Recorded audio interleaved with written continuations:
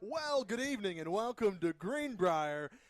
I'm JB Brazil, alongside me, Matt McJunkins. Matt, we got a fun night of football ahead. Greenbrier versus Morrilton in opening night of conference play. I love it, JB. It's good to be here tonight. The temperature has made the change. It's fall. Rarely do we actually have fall temperatures when fall starts, but this week it's happened. It's going to be a lot of fun. We've got a little bit ahead for you here in the pregame show. Matt, Morrilton coming into tonight is 1-2 overall. Greenbrier undefeated, 3-0. Yeah. Morrilton a little bit down from last year. Morrilton has won the last 3 outings against Greenbrier, hoping for a different outcome tonight. Yeah, last year, we went in last year thinking that we had a real good chance, and just coming off of some guys being out with COVID, played a little sloppy, had some turnovers, but we ended up not being able to pull that one out. But I think they're down a little bit this year. I do. I hate to be a little speak that way before the game, but sure. I think they're down a little bit. Russellville beat them 42-12. Russellville's more improved this year. Played a close one with Bologna the other day. They beat BB by 5. 31-26. Yeah. And then Wynn got them by 20 last week or 2 weeks ago. Well, another thing for Morrilton, they're returning 6 starters from a year ago, 4 on the offensive side of the ball, 2 on the defensive side. A little bit of a rebuilding year, so to speak, for Morrilton, Matt. Greenbrier coming into this 3-0. Greenbrier beat BB 45-17 to start the season. They took on Batesville on the road, beat them 44-10, and then 2 weeks ago, the last matchup against Arkadelphia, 55-47 in a shootout. And a track meet. And Greenbrier's undefeated. Looking to go 4-0 and 1-0 in conference play to start the night. Also across the state, we've got a lot of other teams in the 5A West that are matching up. Yeah. Us all that, keeping us updated on all the scores. Yeah, I'll keep the ticker rolling tonight. I think we got Vologna's playing Clarksville. I think they're at Vologna. I think that's right. And then Harrison's going to be playing Farmington. At home. That's a big one. So those 2 games really are have the three of the 4 top teams in the conference playing. Certainly. Us being the 4th, I think that us, Harrison, Farmington, and Bologna are probably looking right now like the top 4 in the conference. Well, as we take a look at the conference standings heading into tonight, obviously no one's played a conference game in the 5A West yet. But Harrison, Farmington, Greenbrier, and Bologna all tied for first place, 3-0. Harrison's picked to finish first. Bologna picked to finish second. Greenbrier picked to finish third. Yeah. Those are the 2 teams to watch out for in the conference, really, Right. Matt. Well, I think that could go – I think you could flip a coin. It could go any direction. I mean, it's just going to come down to what happens in those 3 games between all 3 of those opponents. I mean, at any night, I think any of those teams can beat the other. Oh, certainly. Looking ahead, again to this game, Morrilton, it's their first conference game of the year thus far, playing Greenbrier, obviously. I tell you, Morrilton 1-2. They are a little bit down. We've talked about that, Matt. Looking at Morrilton, over the 3 games that they've played thus far, they've averaged 19 points a game, but they've given up an average of 34 points a game. Yeah. That's a 15-point differential. They're getting outscored by 2 possessions. Every game. Yeah, for sure. And I think that with the offense that we've seen this year out of Greenbrier, I think you can expect to see us score a lot of points. Now, we're going to have to play the defense that we've seen up to this point. They're big, especially up front. They got a 260-pound line on average. You don't see that a lot in high school. But, I say that. I mean, it's big. Sure. They got a 315-pound kid that plays both ways. One thing that's pretty impressive is we sponsor the Faulkner County Player of the Week, right? And we've had 4 this year. 2 of them have been Cooper Wilcox, quarterback from Greenbrier. 2 of them have been Austin Myers, quarterback at Bologna.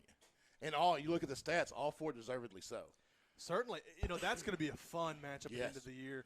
But obviously we got this one ahead. Right. You can't discount Morrilton. They've had a kind of a slow start. Yeah. And they played some tough competition. Wynn's a really good team in 5 East. And then you've got Russellville as well. Right. BB's a lot better than they have been in the past. They are improved. Also. They are improved. And when you play Morrilton, you're going to get a bunch of big, strong, fast athletes. Now, will they play to their maybe potential? Not always. But you know they're going to be a handful. Sure. As we look back to the past 17 years that these teams have matched up, Morrilton's won 10 out of the last 17. And so, you know, you look at that, Morrilton's they're just really, you know, they lead the overall standings by 3 of the last 17. Hey, JB, I'm going to hop off here real quick to get the music going for the walkout. So go ahead and take on your pregame there, and Sure. I'll catch you back up in a little Okay. bit. Sounds good, Matt. Thanks so much. Well, look at the Greenbrier.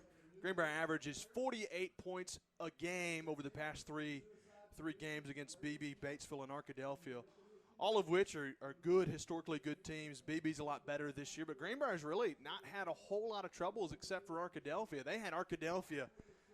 They were beating them by 4 possessions at one point, and Arkadelphia stormed back and made it a ball game. Came down to the wire. Obviously, Greenbrier came out victorious to improve to 3-0. But here we get set for the first game of conference play.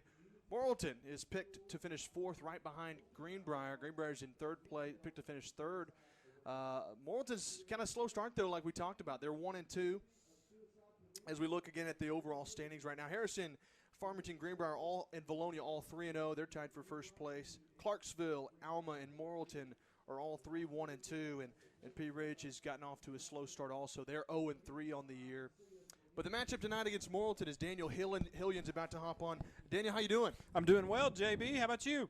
I'm well. I'm excited. You know, I missed last week. We were off due to the bye week. Excited for some football tonight. I am. I did not know what to do with myself on Friday night. It was kind of fun to just be at home. But it's good to be back, man. The weather, BJ, it is perfect, JB. It is nice. But I want to pick your brain here for a second as we get going. Sure.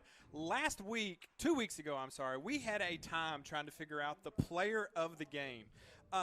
Cooper Wilcox played an unbelievable game. Jacob Mathis played well.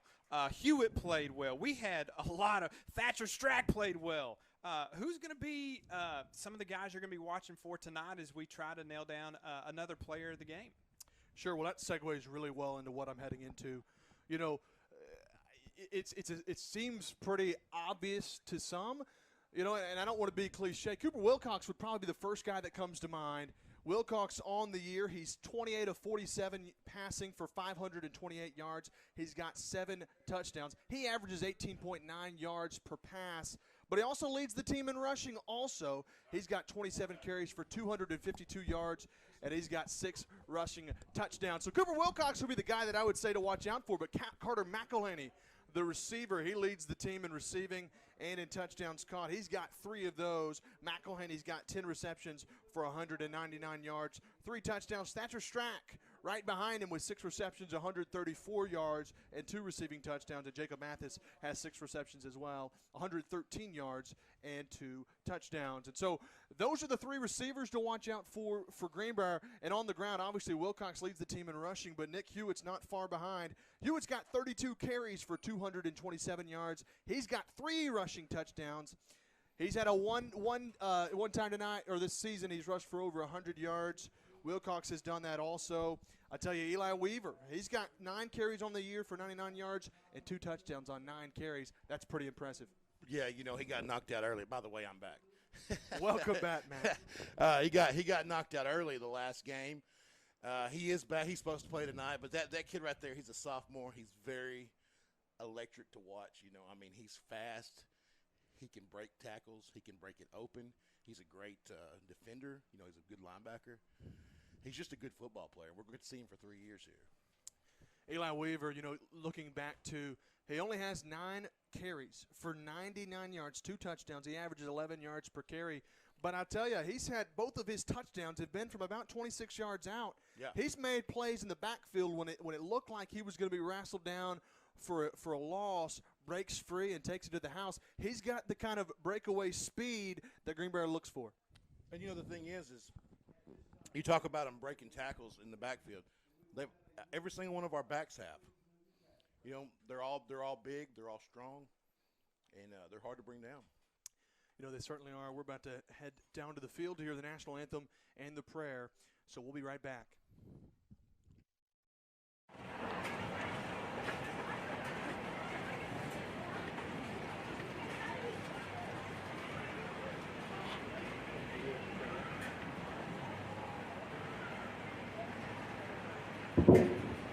Thank you.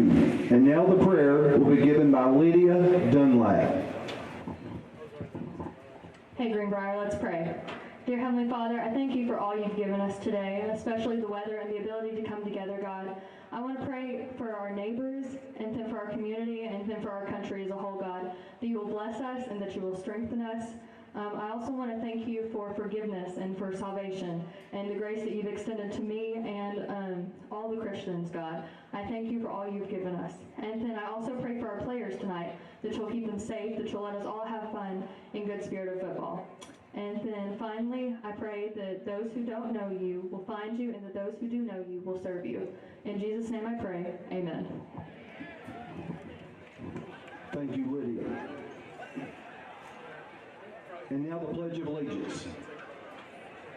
I pledge allegiance to the flag of the United States of America and to the republic for which it stands, one nation, under God, indivisible, with liberty and justice for all. Now the high school band will play the national anthem.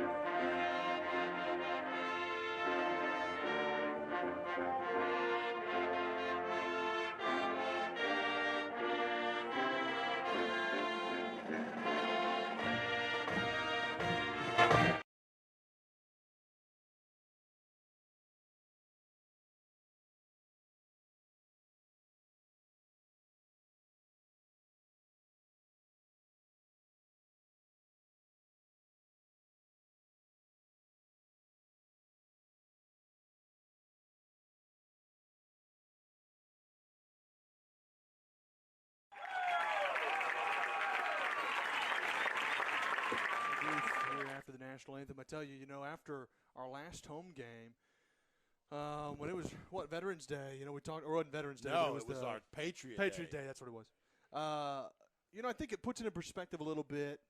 All that our servicemen have done for us over the years, paid the ultimate sacrifice, and so I think it just means a little bit more after that service or after that ceremony last game. And by the way, I'm butchering this. By the way, I saw a lot of the highlights. We couldn't see a lot of it in the booth because of stuff going over and below us, the planes and all that. Dude, I saw a highlight video of all the Patriot stuff. Dude, it gave me chills. It was awesome. Sure was. They did a phenomenal job putting this together. No doubt about it. More hard air with the that's drone right. footage. That's right. Bryce Morhart did the drone footage. It was unreal. I was up here in the booth, and Daniel mentioned to me right about midway of the ceremony, talked about how cool it would be if some planes flew over. And I kid you not even 15 seconds after that, we saw them coming. Yeah. It was I'd heard they were supposed to be, yeah. Yeah, well, you didn't fill me in on that, but that's okay. I like to surprise you, JB. That is for certain. Well, I tell you, Matt, we're getting closer and closer to game time and kickoff. About 8.5 minutes away from the opening night of conference play. Can you talk for about 4 more minutes? Oh, I certainly can. It may not be enjoyable to the listeners. That's right. You can talk all night, baby. That doesn't mean they want me to. That's right. Hey, so Morrilton's walking out. Their captains are coming out. I would assume ours are probably about to as well. We'll play they're playing the alma mater right now. Captains will walk out. The team here in just a bit will walk out to the Panther, have a little pregame music over the loudspeakers, and then, of course, we'll have all the special effects as they come out of the Panther and run to the sideline. So looking ahead, for those of you at home, Greenbrier will be on the road the next 2 Friday nights. I believe they're on the road at Alma next week and Harrison the following. I tell you, that Harrison matchup is definitely looming as a very, very Clarksville big. next week. Is it Clark? I think that's right. You're right. It's not Alma. It's Clarksville next week, then Harrison. Alma's a lot later in the Hey, year. JB, you're welcome to join us tonight if you'd like to. Goodness, man. Get the shots in early. Get the shots in it's Clarksville next week, and then down the road at Harrison. You know, we're pretty fortunate our travel this year. You know, last year we were supposed to go to Pea Ridge and didn't. We went to Farmington. You know, we got it pretty lucky this year. We don't, you know, when Harrison's the farthest trip, you know, and it's an hour and a half maybe, all up 65. It's not too bad. No, not at all. But I tell you, that Harrison matchup is looming. That's going to be a tough one. You know, they I kind of thought going into the season they would be down a little bit because, you know, Cole Keeline, such a special athlete, he graduated. But I heard from two different people. One of them was Coach Langrill yesterday over at Valonia. He said that he talked to their coach, and basically they're better at every position except quarterback, where they lost Cole. Well, goodness, that certainly is you know, reason for why they're so good, man. I mean, they're picked to win the conference for good reason. Valonia not far behind them. Valonia's looked pretty electric as well. They have. They got a big offense. I don't think they're as good as us defensively, and I'm not sure that they're definitely not as balanced on offense as us. I mean, they throw it and they throw it and throw it, and we're going to try to run down your throat, and then we're going to catch you off guard and chunk it down. Sure, and that's where I was going. Overall, Greenbrier looks just really, really good this year. This is one of the best teams we've seen in a long while, Matt. Excited for what's ahead. I mean, I think we got a really good shot to go far into the season this year. Sure. Look really good. Obviously picked to finish third in the conference, and there's a lot that can happen. Obviously got to stay healthy. Sure. But there's a lot to be excited about this year. This team has the ability to win every conference game they play. Certainly. They'll be in every single one of them. You know, we looked at that. They average 48 points a game thus far. They only give up 24 points. They average double what they give up, Matt. That's impressive at this level. Big time, man. Big time. And it's not like they've played, you know, a lower competition. They've played some good teams thus far. Yeah, and when you throw in that 49 points we gave up to Arkadelphia in that win, you know, you take that away, and that spread goes even further. Even further. Yeah. You know, I mentioned that earlier. Arkadelphia, Greenbrier had that game by 3 possessions, maybe 4. Arkadelphia stormed back, made it a game, and it came down to the wire. We were up 20, right? 22? Something like that. After we scored after half. And Arkadelphia would not be denied. They just kept coming back. So as we get set for kickoff, we're about 5 minutes away. Greenbrier 3-0 heading into tonight. Morrilton struggled a little early. They're 1-2. We've talked about that. They played Russellville, lost. They played Wynn and lost. Wynn's picked to finish first in their conference. They did beat BB 31-26. Greenbrier's 3-0. They beat BB also handedly. Also beat Batesville as well. Quite the same. And Arkadelphia was a little bit more of a battle, but Greenbrier took that one home 2 weeks ago. They're 3-0, looking to make it 4-0 and 1-0 in conference play. I tell you, Matt, it's getting exciting. You know, Morrilton's won the last 3 matchups against Greenbrier. Of the last 17, Morrilton's won 10 of those. You know Greenbrier wants to change that tonight, make in that 3-game winning streak. Morrilton, in some ways, you know, obviously Valonia's a big rival, but Morrilton's not far away, and it kind of has the feeling of the same. You know, we got a little sour taste in our mouth with this bunch. You know, 2 years ago they had Jacoby Criswell as their quarterback, who's now at North Carolina. And then last year, you know, they lost him. He was gone. We thought maybe this is our year, and they beat us again. So you can bet this bunch of Panthers is ready to get after it tonight and come away with a big win. Luke Allison, Shannon Howard, Cooper Wilcox, and Nick Hewitt will be the 4 for Greenbrier. It'll be Nick Hewitt will be heading to center field, to midfield. Just to let you know ahead of time, I heard today that Jeremy Parker's probably not going to be out. Oh, goodness. Today. So he's out today. That's a big loss there. That's certainly. right. You know, there's Bryce Allison. There's a couple other guys. We're going to see Bryce Allison a lot there, and a couple of others. But we're going to give up 30, 40 pounds right there because Jeremy's, you know, he's a big boy. Kid. You know, and that's big on both sides of the ball. That's right. Absolutely. Well, you know, the bright side of that is looking, okay, guys are going to get experience that really may play huge when it gets to postseason or later into conference play. That's right. Obviously, you don't wish that on anything. We hope Jeremy's okay. Nothing big's going on there. Sure, and I think he will be, another week. Yeah. So we deferred. We won the toss and deferred. Greenbrier will be kicking the football away to start the game. I tell you what, Matt, we're going to hit the weather report and the intro before we get set for football. You got it. We'll be right back. All right. Good evening. I'm Arkansas Storm Team meteorologist Pat Walker. It looks like a great night for football, great fall night, that is. Mostly clear sky, a lot of those high clouds. 71 degrees for our kickoff in Greenbrier tonight against Morrilton. Panthers taking on those Devil Dogs. 68 degrees for the start of the second half. Great, fantastic weather. Enjoy the game.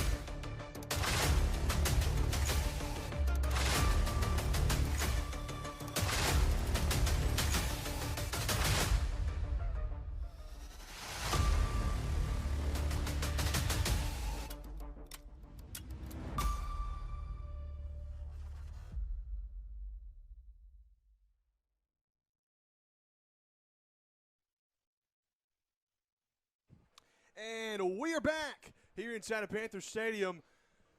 John Hawkins Memorial Field with 30 seconds away from the opening night of conference play. Greenbrier, the Greenbrier Panthers 3-0, facing off against the Morrilton Devil Dogs. Morrilton's 1-2. One team's going to go home with a loss, and one team's going to go home with a win. I know who's going on with the win. Hey, I know. I already know, son. It's white out here at Panther Stadium. We're excited for football. Greenbrier won the toss, and they chose to defer to kick the football away to Morrilton. They'll be kicking it off from our left to right. And again, we wanted to thank Pat Walker for that weather report. Wasn't that cool? That's pretty cool. That's just the things you could expect here with the GPS in. And for Morrilton, Maddox Hogan and Julian Brockman will be back deep for the Devil Dogs. And Bradley Turnage will be sent to kick the football away for our Panthers to start conference play. Again, 71 degrees at kickoff. The wind has died down. There's no wind. The flags are limp. And Turnage getting set to cook the football away.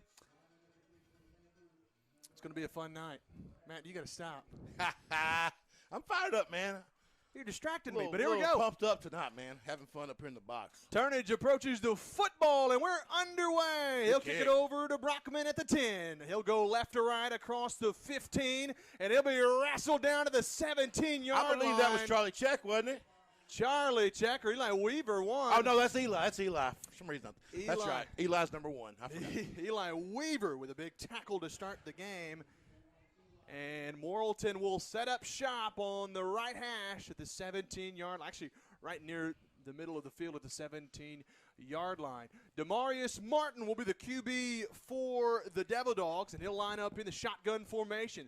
He'll fake the handoff, rolls right, got plenty of room. He's across the 25 to the 30.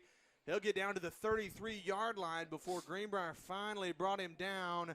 That was Preston Riddle, who might have saved a big gain there. It's a first down for the Devil Dogs, and they move the chains on their very first play from scrimmage. That was just a good play call. You know, they popped it outside. Good read right there by the quarterback to keep it, and just kind of had us off, kind of had us out of place. Demarius Martin in the pistol formation. Jake Session in the backfield with him. Quick pass to the left side. It's complete, but he's hit immediately by Shannon Howard. He'll get out to the 38-yard line. It'll bring up second down and about 5. Morrilton moving the ball quickly. The one handoff, the QB read, he took off and ran. Martin did. A quick little curl route there for 5 yards, and they're trying to move the sticks again. Pistol formation for Martin. Greenbrier might have jumped early, though, and that might be a gifted first down. And they're moving it. That's going to be – it'll be close to a first down. We'll see if they're going to give it to them. Looks like the spotting is there, and that's going to move the change. So the miscue there by the defense, Morrilton with their second first down of the night as Demarius Martin looks to the sideline to get the signal. Pistol formation again. He's got Session in the backfield with him. Greenbrier showing blitz. He'll hand it off to Session up the middle, breaks a tackle, but then he's hit hard. It'll be about a 1 yard gain there. So Jacob, isn't it? Jacob Mathis. He made him hurt that on that one. And that's about a half-yard gain, if that there, Matt. Second down at about 10 with 10:45 to go, clock rolling. Big hit there by Jacob. Demarius Martin looking to the sideline once more. Greenbrier shows the three-man front. They run a 3-4 right now. Martin, QB read again, goes right side, got some room. Across midfield, he'll lower his shoulder. He gets down to about the 48-yard line. He'll be a yard shy of the first down. It brings up third down and a yard, and this will be a big stance here for the defensive line. Yeah, we're going to have to play a little tighter. We're just giving up too much. Give Morrilton credit. Yeah. They're playing really well early right now. Martin, now he tried to draw a hard count there, but now he looks to the sideline to get the signal. 16 seconds on the play clock. He's got plenty of time. Gets the snap. He's going to keep it. Right side, lowers his shoulder, got the first down.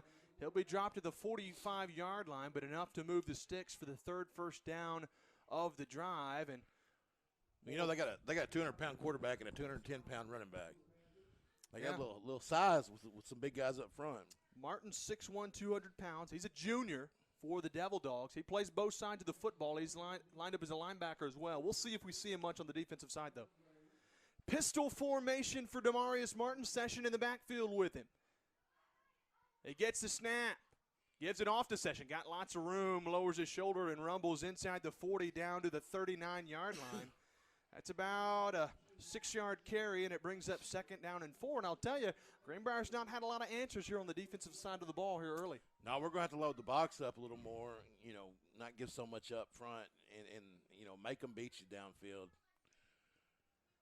Greenbrier with a three-man front once more. Martin, QB keep left side. He's inside the 35, lowers his shoulder. He'll have the first down. They'll get him down at the 32-yard line. Morrilton moves the sticks once again, and it'll bring up first down and 10 at the 32-yard line of Greenbrier. Yeah, we're giving up way too much at the line of scrimmage. We don't have anybody up forcing them to go inside. Morrilton looks to the sideline to get the play. Martin. They've run it from the same package here almost from the beginning. Martin, he'll give it off to Session up the middle. Not a whole lot this time, though. He'll be wrapped up at the 30-yard line. It's Dawson Spencer. That was Eli Weaver and Dawson Spencer who corralled him. It'll bring up second down and about 8 with 8:26 to go in the first quarter. Morrilton's put together a nice little drive. Greenbrier trying to stifle it, though, right here. Second down and 8. Martin getting the signal to the sideline. Cody McNabb, the head coach over at Morrilton.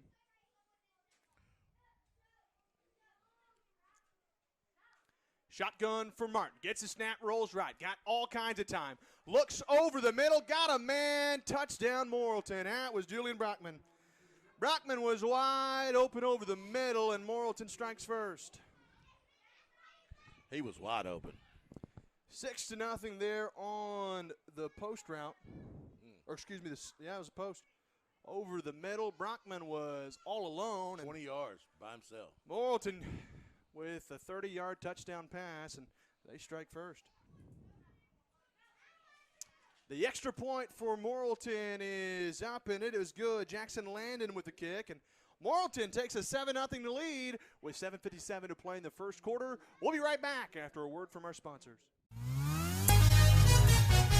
The Greenbrier Panthers Sports Network would like to thank all of our sponsors for their continued support. First Security Bank, American Safeguard Insurance, Graham Brothers Electric Security and Datacom, Steak and Shake, Collier Roofing, Ricochet Outdoors, 4M Landworks, Bleacher Bling, John Simone Bank of England, Chef Lynn's, Swanky Southern Boutique and Salon, Oxygen 8 Hyperbarics, and the Children's Clinic of Conway and Greenbrier.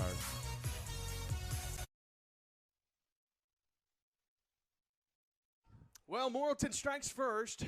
They put together a 4-minute, 3-second, 83-yard drive for the first score of the ball game.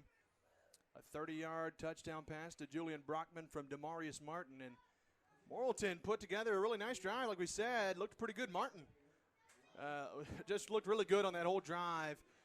Set the tempo, and they took their time and marched all the way down the field for the opening score. Now Greenbrier will be set to receive the football here on their first possession of the ball game as Morrilton getting set to kick it away. You know, I tell you, man, that was just a good drive there for Morrilton. Give Martin credit. Yeah, absolutely. It was a good pass. The O-line gave him a lot of time. Well, we played. We didn't put much pressure up front when they were running it down our throat. And then, no, we didn't. So you would think that we would have deep coverage if you don't have anybody blitzing up front. Sure. But then it was wide open downfield. So maybe we'll come to the sidelines and get some things figured out here. Sure. Not sure what the issue is right now. The refs are discussing something. Maybe there's a substitution they were trying to figure out. Is that Martin getting set to kick the football away? It looks like it. Demarius Martin looks like he might be kicking the football away. Quarterback slash kicker slash linebacker. Yeah. So he will be set to get the football. You know, Jackson Landon's the kicker for them. I'm surprised we're not seeing him kicking the football. They're going to do a quick kick. It's an onside, taken at the 50-yard line. Morrilton tried to catch Greenbrier napping, but wouldn't do it. Dawson Spencer was well aware, and Greenbrier will set up shop on their opening drive of the ball game at the 50-yard line. Man, I got to say, that wasn't very smart. I mean, you're picked to lose this game. You come out, your offense scores. You got to ride that momentum. An offense that's been electric all year, and you give them the ball on the 50. Well, there we go. Greenbrier's first possession at midfield. Trips to the right side, single receiver left side. Wilcox with a hard count, and he draws Morrilton offsides. That'll cost him 5. Greenbrier with the offsides. They get the call. It's a 5-yard penalty, and it brings up first down and 5 at the 45-yard line. Now they're into Morrilton territory without ever snapping the ball. I bet he'd do it again if he did it again. Same formation. Trips right, single receiver left side. Single setback for Wilcox. He gets a snap this time, fakes a handoff. He's going to keep it up the middle. Wilcox has got the first down to the 39-yard line. That's a 6-yard carry, and it moves the sticks. That's a good QB read there. Fake the handoff to Hewitt. Wilcox did the rest with his legs. 6 yards, moves the sticks, and with 7:45 to go in the first quarter, Morrilton still up 7-0. Yeah, he first looked out to the left, outside, and there was a man there, so he just went right up the gut. Good job getting penetration by the O-line right there.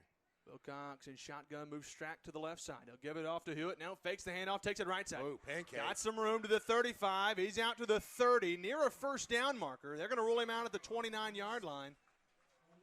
It's 78, Josh.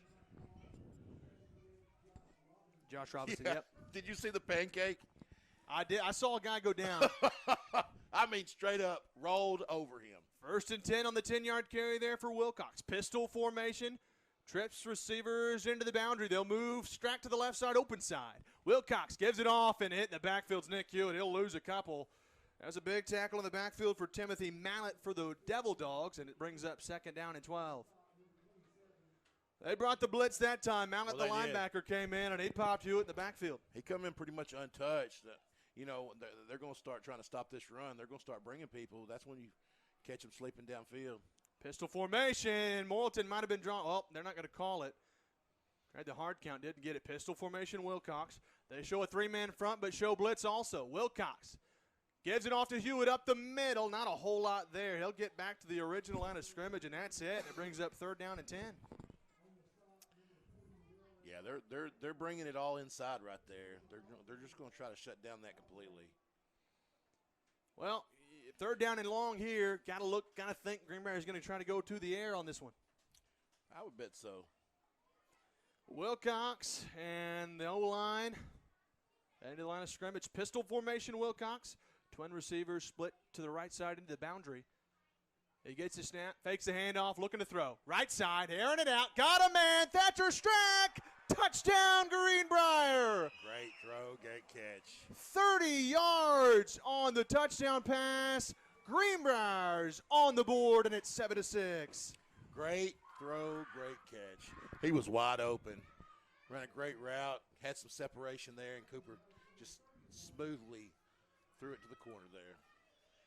Thatcher Strack with a touchdown as Bradley Turnage on to attempt the extra point and tie the ball game. The snap's down, the kick's up, and the kick is good as well.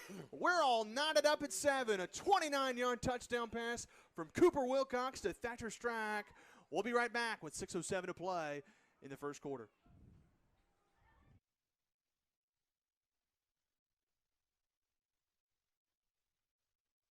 Experienced, quick, personal, and local, American Safeguard Insurance has become known for an unwavering commitment to excellence in everything they do. In their success over the past 17 years, American Safeguard Insurance has grown from a small local agency to a large agency. All your insurance needs under one roof. From auto insurance to business insurance, they've got you covered. American Safeguard Insurance emphasizes client relationships by serving customers for life, and they're proud of being exceptionally quick in handling your quotes as well as managing your claims. When disaster hits, you've got a friend just down the street.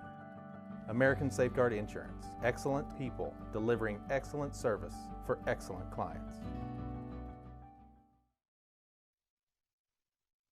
And there we go, Bradley Turnage on to kick the football away for Greenbrier after they knotted up 7-7 on their opening drive of the night. Man, it looked bleak. 3rd and 10, got a big touchdown pass to Strack. Yeah, we gotta show something up front here defensively and get a stop. You know, we're missing our big guy, Jeremy Parker.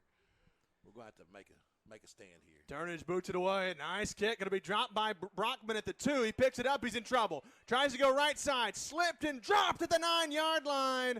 A host of Panthers were all over him. And I tell you, that's not a great start here on the second kickoff of the night for Morrilton. Let me tell you, they got to go a long ways if they're going to score this time. From the 9-yard line, I tell you, Morrilton went 83 yards for their first score of the they'll night. have to go 90. They'll down him at the 10-yard line. 1st and 10 from their own 10-yard line.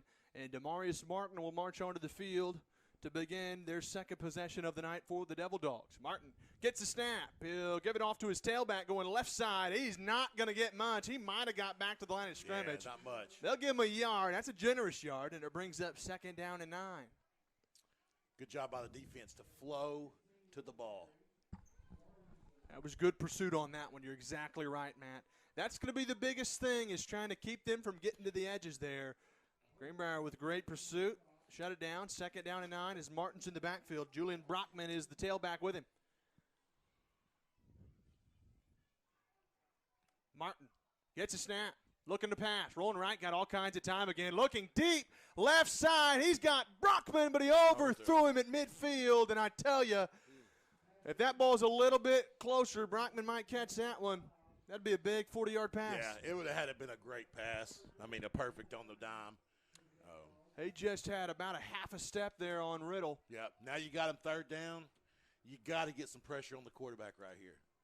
3rd down and 10. Demarius Martin looking to the sideline to get the signal. You're right. This is a big 3rd down, Matt. You don't want to be punting. Yeah, you got to get pressure on him. They're running the shotgun again. Martin, a single receiver into the boundary. They move Brockman over that way as well. He gets a snap, looking to pass.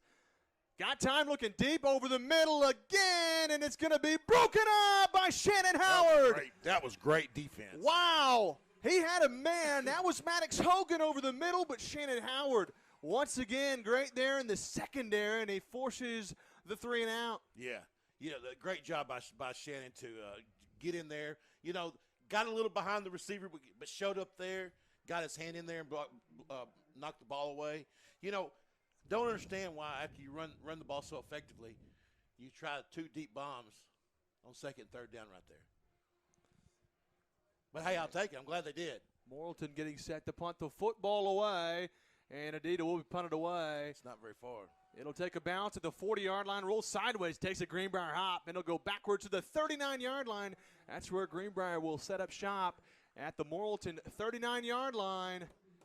I tell you, Matt, what a great defensive stance. We're in business right now. Great job by the defense.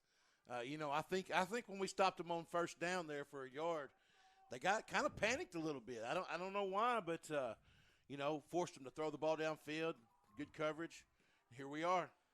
7-7, second possession of the game now for Greenbrier.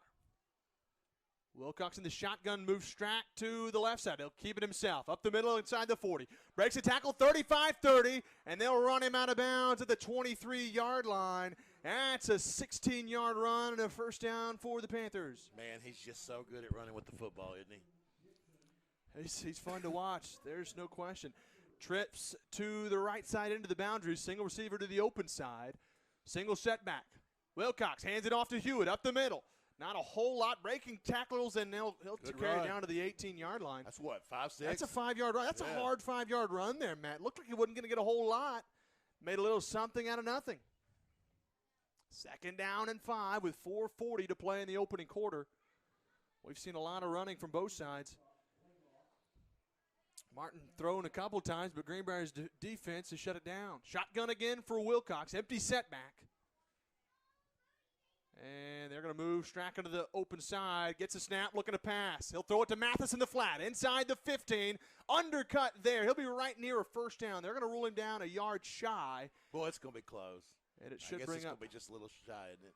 Looks like it to me. If it's going to be third down at about inches. Boy, it's going to be real close, JB. I think that first down marks between the guard lines, isn't it? Yeah, it looks like it. Well, we got a flag on Greenbrier, though, and that's going to cost him. Not sure what the call was. But it's going to cost Greenbrier. They'll have it now. So it came back 5 yards? Looks like it to the 23-yard line. It almost have to be a pre-snap penalty, wouldn't it? Like a illegal formation or something? Second down and about 6. Wilcox gets the snap. He'll give it off to Strack left side, trying to get to the edge. He cuts back, got inside the 20. It'll be hit from behind down to about the 16-yard line, but Morrilton forced to fumble, and it looks like they recovered it. Strack loses the football. Morrilton did a good job breaking that loose, and the turnover there gives the ball back to the Devil Dogs. It's a good run. Just couldn't hang on to it there. Defense got to come in and step up again. Get the ball back. Offense looked good. Sure did, Matt. Sure did. Give Morrilton credit. Forcing the turnover there with 4 minutes to go in the opening quarter, tied up at 7. Damaris Martin on his third drive of the night. Gets a snap. Keeps it himself. Got some room. Undercut down to the 18-yard line. He'll only get 2 yards. That hole closed quickly there. Greenbrier, great pursuit again. That's what you got to do. That's the best job we've done at containing him so far. If we'll keep him inside the hashes, then we'll be able to force them to throw the football. Second down and 8. Shotgun for Damaris Martin with 3:34 to play in the opening quarter. He says a single receiver to the boundary. Quick screen pass to the left side. Across the 20. Trying to cut back. He'll be dropped down to the 22 to the 23-yard line. They'll actually rule at the 20. Yes, the 23. Brings up third down at about 4. That was Caleb McEwen. Well, right here is where you'd like to see somebody in their backfield either. If they try to run it and get a big hit in the backfield or at least put a lot of pressure on the quarterback. Third down and 4. Martin trying to get the first down for the Devil Dogs. Hard count. Greenbrier's not confused on that one. He didn't draw him off sides. 3-man front for the Panthers. Jake Sessions, he's in the backfield with Martin. Gets a snap, looking to pass. Rolling right. In pursuit. Got a man complete on a curl route. That's a first down for Morrilton. Moves the chains. Good pass there to Julian Brockman. Brockman was the one that burned him for a 30-yard touchdown pass. He's got the 6-yard curl route there that moves the sticks as well. Give Morrilton credit, man. They've come to play tonight. Yeah, they've done a lot more offensively than I thought before the game that they were capable of. But, you know, when you got a big line and you got athletes, so you put it together, you can push the ball downfield. Martin gets a snap. He'll give it off to Session. He lowers his shoulder and carries tacklers out to the 33-yard line. It's about a 5-yard carry. Brings up second down and about 5. Yeah, Jacob Mathis hit him pretty much at the line of scrimmage, but, you know, he hit him from the side, coming in from the side, and that big back there, he just was able to just pick up a few more, you know, before he went down. Morrilton, they certainly take their time, don't they? Oh, yeah. They want to control the clock. Martin with Sessions in the backfield with him. Martin gets a snap, fakes a handoff, keeps it to himself, goes right side. Got some room. He'll be tripped up out across the 40 to the – they'll roll him out of bounds at the 40-yard line, but that's enough to move the sticks. And first down and 10 now at the 40-yard line. Morrilton moves the chains. You know, we've talked about this. It's contain, contain, contain. You've got to have containment on the outside. Ball's lined up on the right hash for Martin. Brockman's the single receiver to the open side. They got a single receiver to the boundary as well. Martin gets a snap, hands it off up the middle, and he is going to be hit in the backfield by Nick Hewitt. Great tackle there from Hewitt. He drops him in the backfield. That was Terrell Garlington with the carry. He'll get about a yard, and that's it, and it brings up second down and 9. That's who you want to see come up and make a big play right there. He's such a talented football player and just a physical specimen. Demarius Martin. He's been a good QB for the Devil Dogs thus far. Shotgun formation with Garlington in the backfield with him. The give is to Garlington. Up the middle, got some room, and he's got a first down. He was tripped up, though, on the way out there. Big first down, though, but Gabe Rowe tripped him up, and Morrilton's got another first down. Tell you, Matt, Morrilton's come to play. That's obvious. They've really, nickeled and dimed us for most of the night thus far. Well, for the most part, they beat us up front. That's right. That O-line is having their way. 42 seconds to play in the opening quarter. Martin's in the shotgun formation. Twin receivers at the left side, a single receiver into the boundary. Martin, quick pass on a curl route, overthrown. Riddle read it. He was trying to pick that one off, but Martin even overthrew Preston Riddle, and it brings up second down and 10 with 32 seconds to play in the quarter. Good job by Preston to close on that when he made that cut. He read that quick. He did. He saw it was coming on the curl route there. Martin overthrew everybody. But I tell you, if he brought that down a little bit, Riddle might have picked it off. Well, we've seen that from Preston this year. He gets a good jump on it. Takes the handoff. Up the middle. Got room is Martin. He'll be wrapped up. Still carrying tacklers down to the 36-yard line.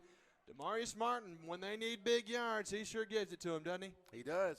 He does.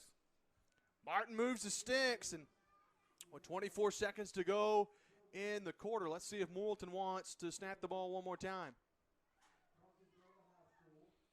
They're moving from our right to left. 19 seconds to go, and they're not going to run the ball.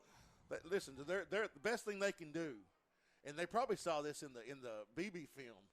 The best thing they can do is keep our offense off the field. That's exactly it. That's going to be the last play of the first quarter. We're tied up at 7. Morrilton on their third drive of the night. They're marching down the field. We'll be right back after a word from our sponsors. When you bank with First Security, you're choosing real support for you and for our home state. So friends, families, and fellow Arkansans find better solutions together. It's another way First Security helps Arkansas bank better. And it's why you should call on us today. First Security, bank better. And we're back here in the booth. Second quarter action coming your way here shortly. Matt, what's been the story of the first quarter? Well, we're just getting beat a little bit up front right now. We're down Jeremy Parker, who's our big boy that we keep in the middle, and we're just going to have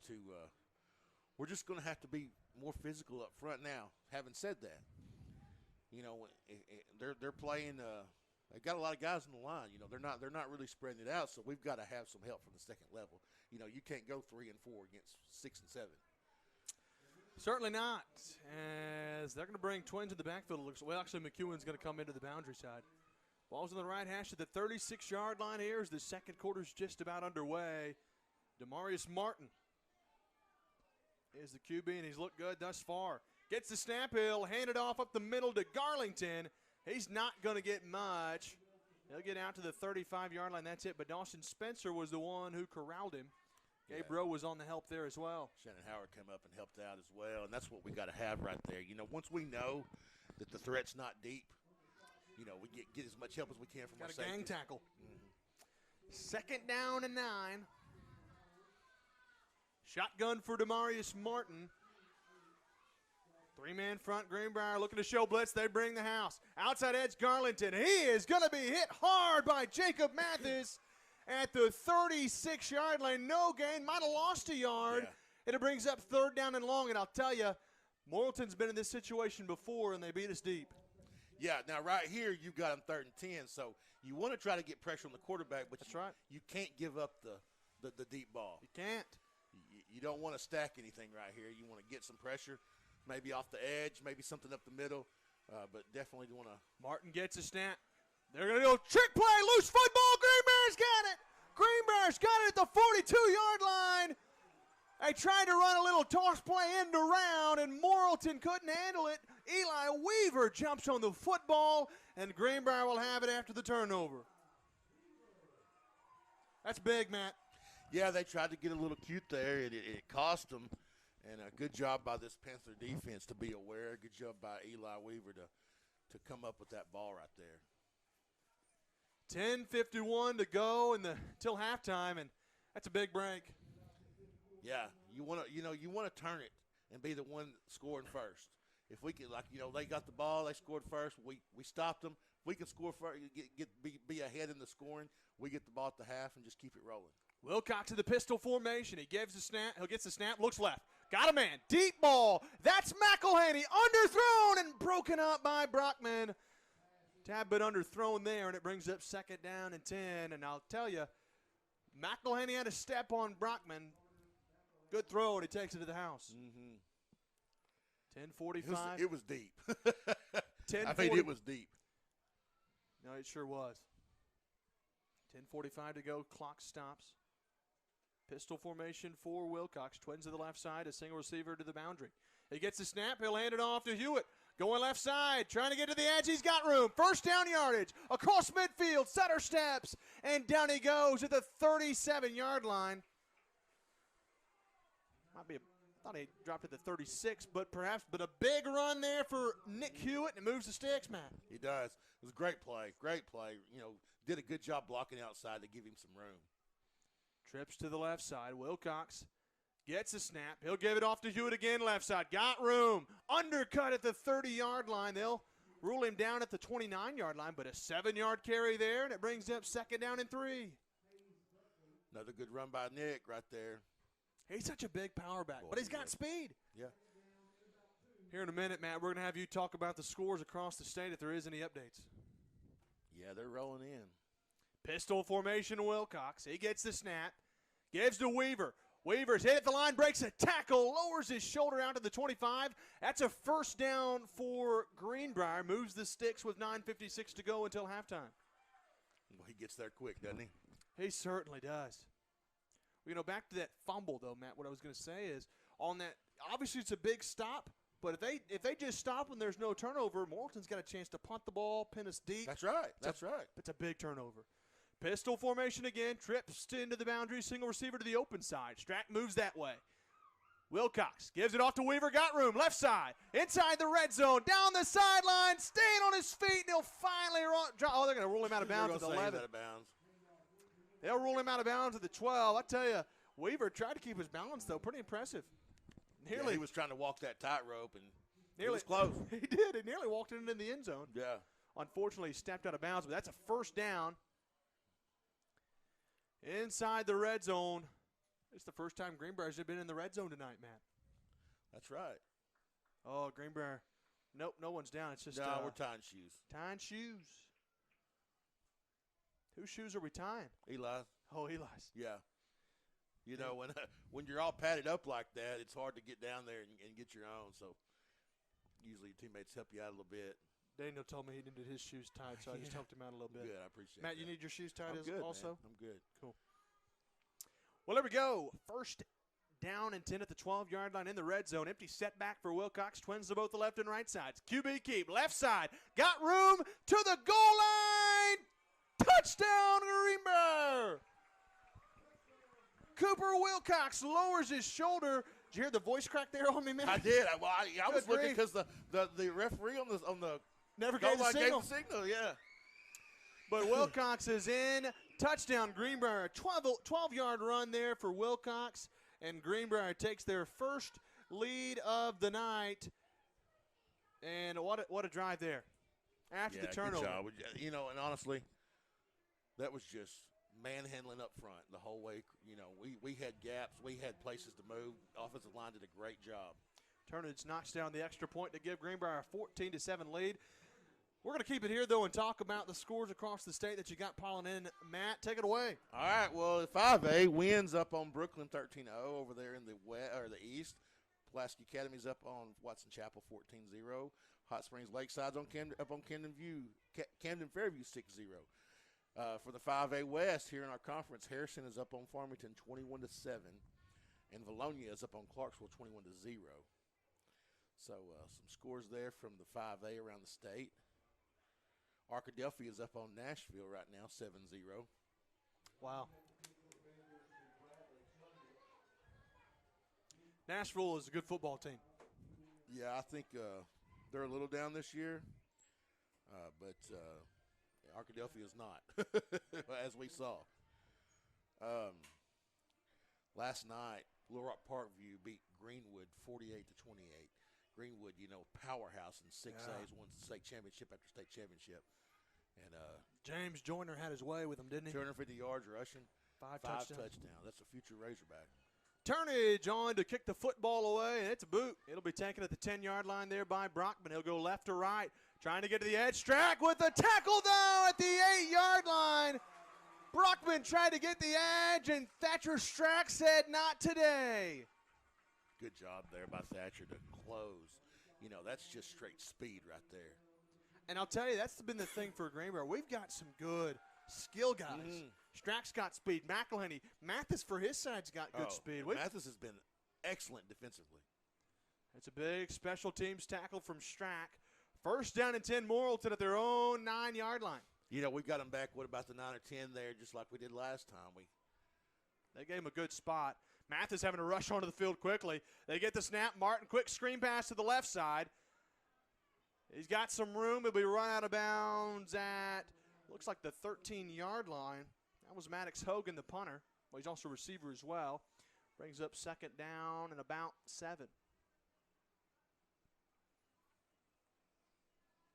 Greenbrier's defense looked good on that last drive, trying to do the same here. Yeah, they did. Second down and 7. Martin, a little hard count now. He looks to the sideline, trying to get the snap, figure out the play here. Jake Sessions in the backfield with him. Martin with trips to the right side, gets the snap, looks to pass, got time, looking deep, over the middle. Greenbrier's got coverage on it, and it's nearly picked off by Shannon Howard. But I tell you, Howard's had his hands in a lot of those plays downfield. Yeah, he has. I can't believe he threw that. I mean, there was no separation at all right there. Might have been a little bit more of an ill-advised pass there. Fortunate it wasn't picked off. If he does that a few times, we'll pick a couple of them. 9:04 to go, third down and 7. That was forced, no question. He was trying to get a first down there. Now he's backed up here, third down and 7. I'll tell you, after the end of the first quarter, when they switched sides of the field, Greenbrier's defense really came out strong. They did. You know, we were able to stop the run a little bit, and that's given us a little space to work with. Third and 7, Martin looking to pass. Hit as he throws. Got room. It's going to be picked off by Preston Riddle. Riddle with the one-handed pick brought it in at the 35-yard line. And Greenbrier's in business once again as we look at the replay. Look at this from Preston Riddle. One hand, bringing it in, picked it off at the 35-yard line. Wow, what a play, Preston Riddle. He's big in the secondary, isn't he, Matt? This kid kid that didn't play a lot last year. This year, he has just been unreal. Wow. That's his third pick of the season, at least. Well, he had that 99-yarder. That may be his third, yeah. Greenbrier will set up shop at the 35 of Morrilton. Shotgun for Wilcox. He gets a snap, looking to pass. He's in trouble. He's flushed. Creates some space. Going to have to throw over the middle and nearly picked off. Pass was a little too tall for Strack. In and out of the hands of DeCorey Kelly. And Wilcox, fortunate they got that one back. Yeah, he was kind of running for his life. He sure was. He kind of gathered himself there and had a man, but, running, throwing it across your body like that. That's tough. It's tough. He made it look good, just He threw did. it a little too tall. That's right. 8:50 to go until halftime. Greenbrier trying to strike again. Pistol formation. Wilcox gets the snap. Gives it off to Spencer. Left side got a hole, got room. He's going to go to the 10, 5. Touchdown Greenbrier. Dawson Spencer deep up the middle, and Greenbrier strikes again. JB, that was just a heck of a run. He found a little gap right there, got in it, and it was to the races. 35-yard run there for Dawson Spencer. Give the O-line credit right there to the house. Spencer goes, and Greenbrier's got a 20-7 lead. Turnage's extra point is up. It splits the uprights. Greenbrier's up by 2 scores. It's 21-7, and we'll be right back after a word from our sponsors. The Greenbrier Panthers Sports Network would like to thank all of our sponsors for their continued support. First Security Bank, American Safeguard Insurance, Graham Brothers Electric Security and Datacom, Steak and Shake, Collier Roofing, Ricochet Outdoors, 4M Landworks, Bleacher Bling, John Simone Bank of England, Chef Lynn's, Swanky Southern Boutique and Salon, Oxygen 8 Hyperbarics, and the Children's Clinic of Conway and Greenbrier.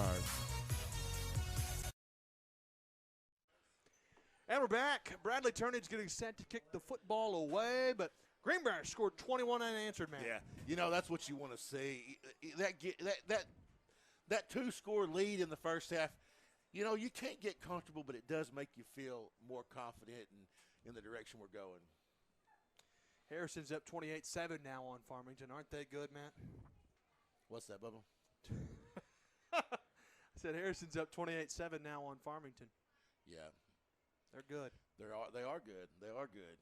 I'm so cold in this press box right now. Turnage getting set to kick the football away. It'll be taken by Brockman at the 10. He'll go down the sideline across the 20 to the 23-yard line, but that's where they'll push him out of bounds. They'll give him the 24-yard line. I heard the door open, and I saw a polar bear walk through here a while ago. I was wondering why you were getting so nervous. First down and 10. Morrilton will set up shop at their own 24-yard line. Demarius Martin. They do. They take quite a bit of time to set up their plays. They want to run that clock. That's by design. Unfortunately, there's no clock to be run off at some at point, the moment. though, you get down 2 and then 3 scores. You got to start speeding it up. Martin gets a snap. He'll give it off up the middle, lowering his shoulder to the 30-yard line. That's Garlington. They'll get about 6 yards and maybe 7. Who is that? It's Garlington. That's Spencer. Oh, yeah. for us. Sorry. Yeah, able to get his arm across him and slow him up, Garlington's got some speed. He's 5'10", 175. He's a junior for Morrilton, but he's got good speed. Second down and a short 4. With 8:11 to go until halftime. Greenbrier's up 21-7. They've scored 21 unanswered. Martin gets a snap, gives it off to Garlington. Right side, nothing there. He was hit first. Trying to see Hewitt was the one, or that wasn't Hewitt. That was Caden Brooks bringing him down. Yeah, that's Caden Brooks that brought him down. But it was that Shannon Howard who brought him down? Maybe. Or Bryce Allison? Yeah, Caden's the one that got his legs and took him down. Hey, here's an interesting score for you. Bryce Allison. It's 7A, but Bryant Northside tied at 14. Wow. Bryant hadn't lost in a while. Greenbrier loading the box, and Morrilton jumped in. Well, they jumped. They jumped. They're offside or a false start. Brings up 3rd down and 9 now, and that's not what you needed to do. Morrilton hadn't had a first down since the first quarter.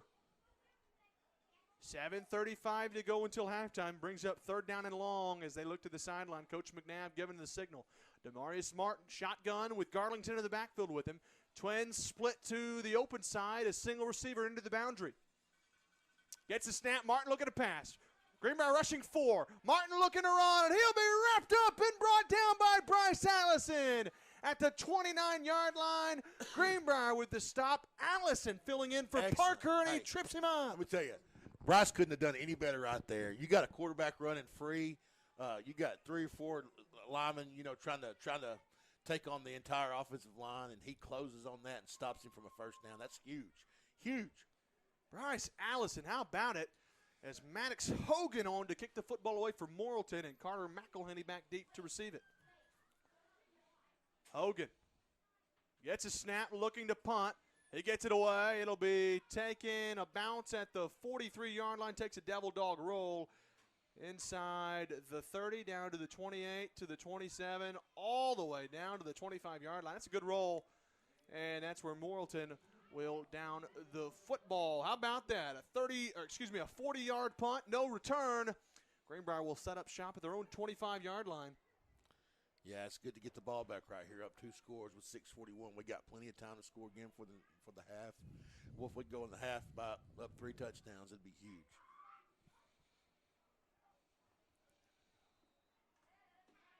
$6:41 to go. Yeah, you're exactly right, Matt. Greenbrier kind of want to milk the clock a little bit too.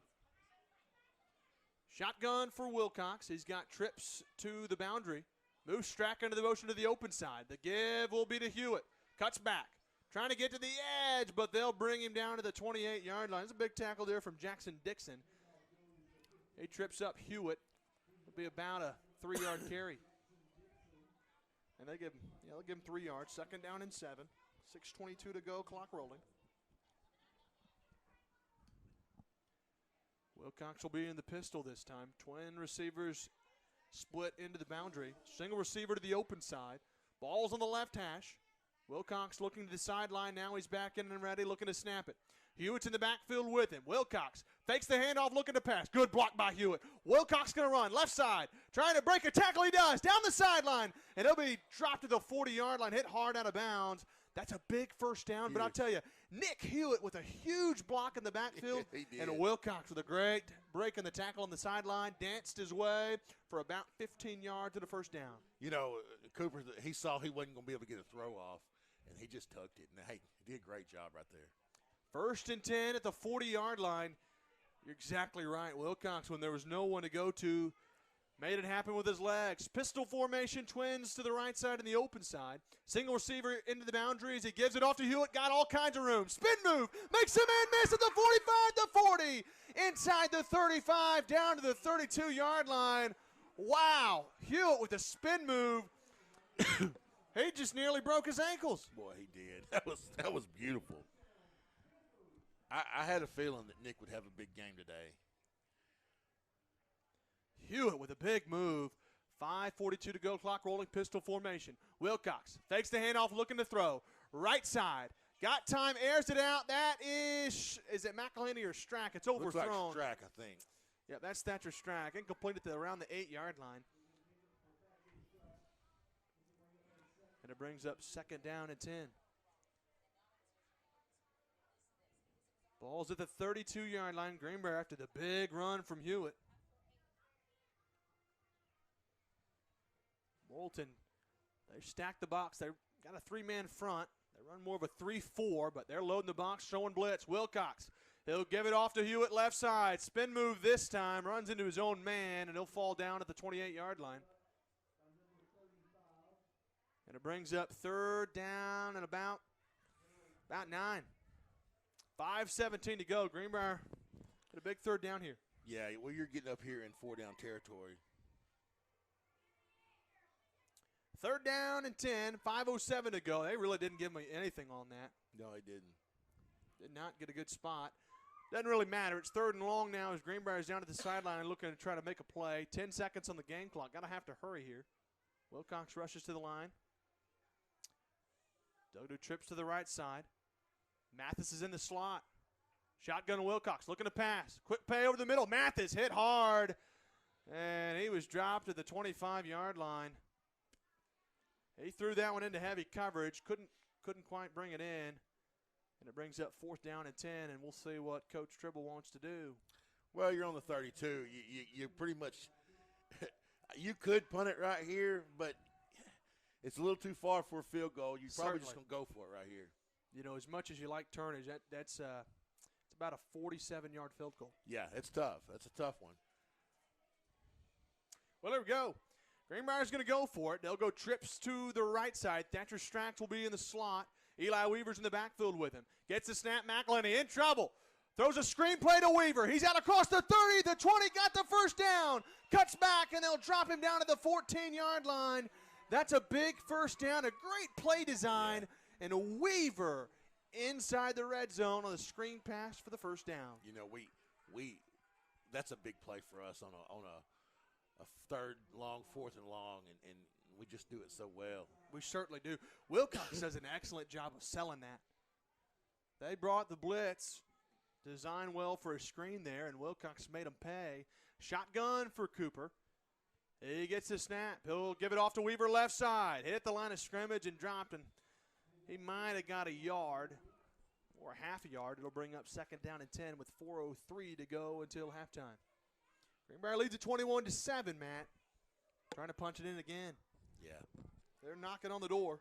And we're not in a major hurry right here because, you know, we score. They're pretty much going to get the ball and milk that clock. No, you're exactly right. Well, at least the good point here is, you know, as long as you do what you're supposed to here, protect the football, you at least should get 3 out of this. I bet you see some Cooper running the ball a little bit too.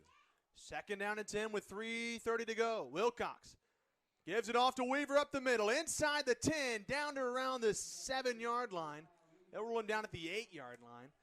Brings up 3rd down and 3 with 3:18 to go. I tell you, though, that's a long 3. 3rd down, long 3. Short 4. Wilcox getting into the line. Twins to the left side, single receiver right side. Nick Hewitt's in the backfield with him. Wilcox gets a snap. He's going to keep it roll right, looking to pass. Got a man! Nice catch by Strack, but flags are down, and it might be coming back. Oh, they're going to call us downfield. Lyman downfield. Well, that's coming back, and indeed that's the call. So that one's coming back.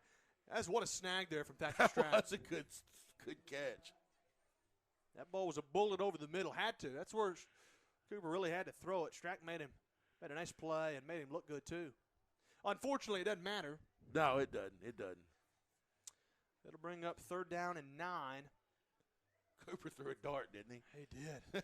That was an impressive catch. It was a good catch. Really, you know, a good throw running on the move like that. I was watching Jacob. Jacob had just got a little separation on the far side. I thought that's where he was going when he threw it, and then all of a sudden I see it zip across the middle. 3rd down and 9 now with 2:50 to go. Clock stopped. Shotgun for Wilcox. Gets the snap. He'll keep it running left side. He's inside the 10, the 5, all alone into the end zone. Touchdown from 13 yards out. Cooper Wilcox puts Greenbrier on the board again, and they're up by 3 scores, Matt. Yeah, we're looking good right now, JB. You know, kind of start the game, kind of looked a little like we weren't going to be able to stop them, you know? Sure. I mean, Morrilton did a great job scoring on an 83-yard drive.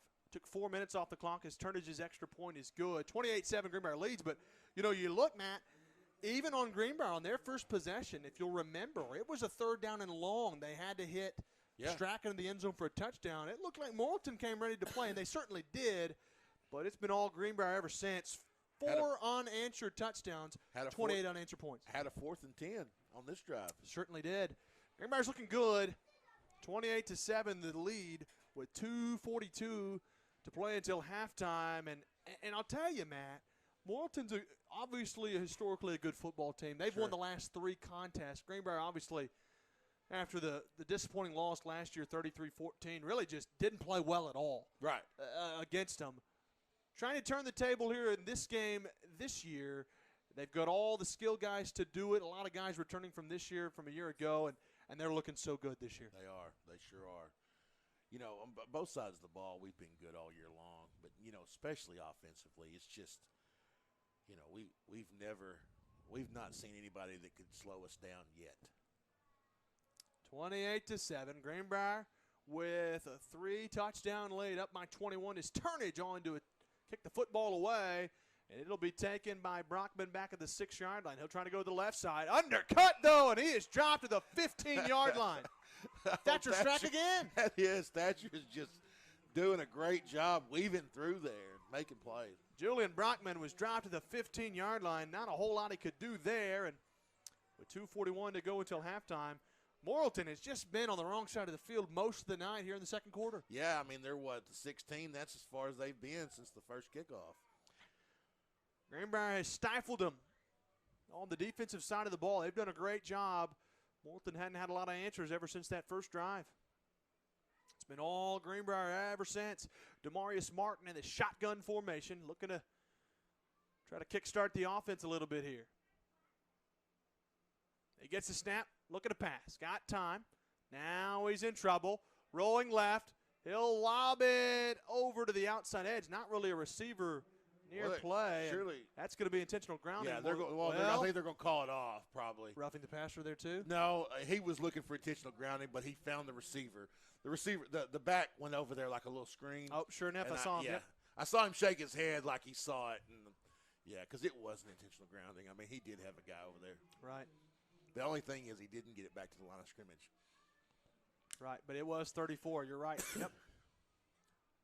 Well, there we go. Second down and 10 now with 2:33 to play until halftime. And if you're Morrilton, got to keep marching the ball up the field. Session will get the call here, and he is hit hard.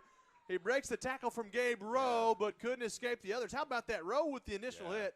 Session got away, but it was Nick Hewitt and Caden Brooks who brought him to the ground. Eli was there. But yeah, good job by Gabe to just, you know, that initial hit allows everybody else to come in there. Did Greenbrier call a timeout there? Yep. Good call. 3rd and 10 with 2:25 to go. We're going to hit a break. 2:24 to go until halftime. Experienced, quick, personal, and local, American Safeguard Insurance has become known for an unwavering commitment to excellence in everything they do. In their success over the past 17 years, American Safeguard Insurance has grown from a small local agency to a large agency. All your insurance needs under one roof. From auto insurance to business insurance, they've got you covered. American Safeguard Insurance emphasizes client relationships by serving customers for life, and they're proud of being exceptionally quick in handling your quotes as well as managing your claims. When disaster hits, you've got a friend just down the street. American Safeguard Insurance, excellent people delivering excellent service for excellent clients.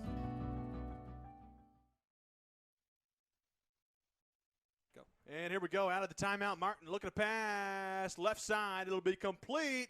Breaking a tackle down. They'll get him out at the 22-yard line, 23-yard line, but it'll be short of the first down. 4th down and about 4. And if you're Morrilton, you almost got a punt, don't you?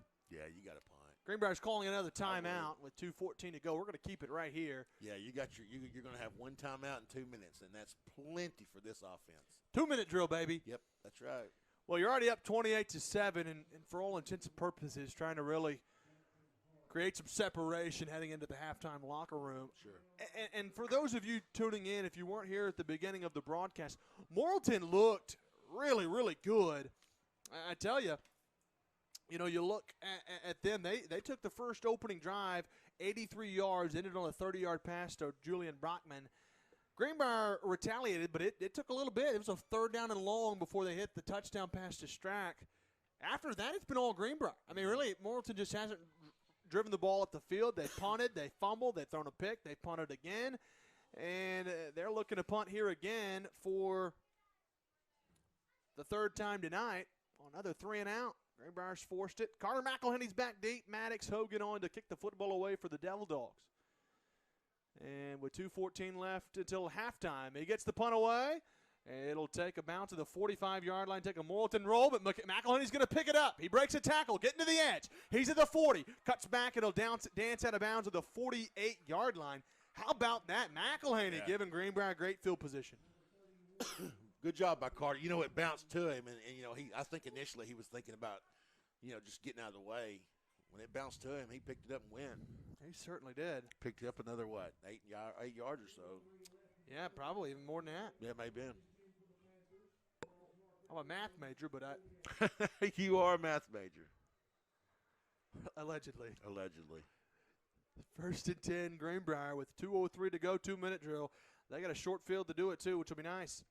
Shotgun for Wilcox. They got a single receiver. That's McElhaney into the boundary. They'll move Strack out that way as well. Wilcox gets the snap, gives it to Weaver right side. Got all kinds of room. Cuts back, and he might go. He's at the 30, the 20. He's going to go to the house. Touchdown, Eli Weaver. 55 yards for the score. What can you say about that other than wow? I mean, it was wide open, and then when you give him some room, gosh, he is gone. Actually lied. That was a 53-yard run, I believe. Wish we had more timeouts. We'd get the ball. Goodness back again. gracious. 34-7. Turnage trying to make it 35-7. The extra point is up, and it is good. Bradley Turnage with a boot. 35-7. Greenbrier leads with 1:53 to go, and we'll be right back after a word from First Security. When you bank with First Security, you're choosing real support for you and for our home state. So friends, families, and fellow Arkansans find better solutions together. It's another way First Security helps Arkansas bank better. And it's why you should call on us today. First Security, bank better. And we are back here inside of beautiful John Hawkins Memorial Field here in Greenbrier.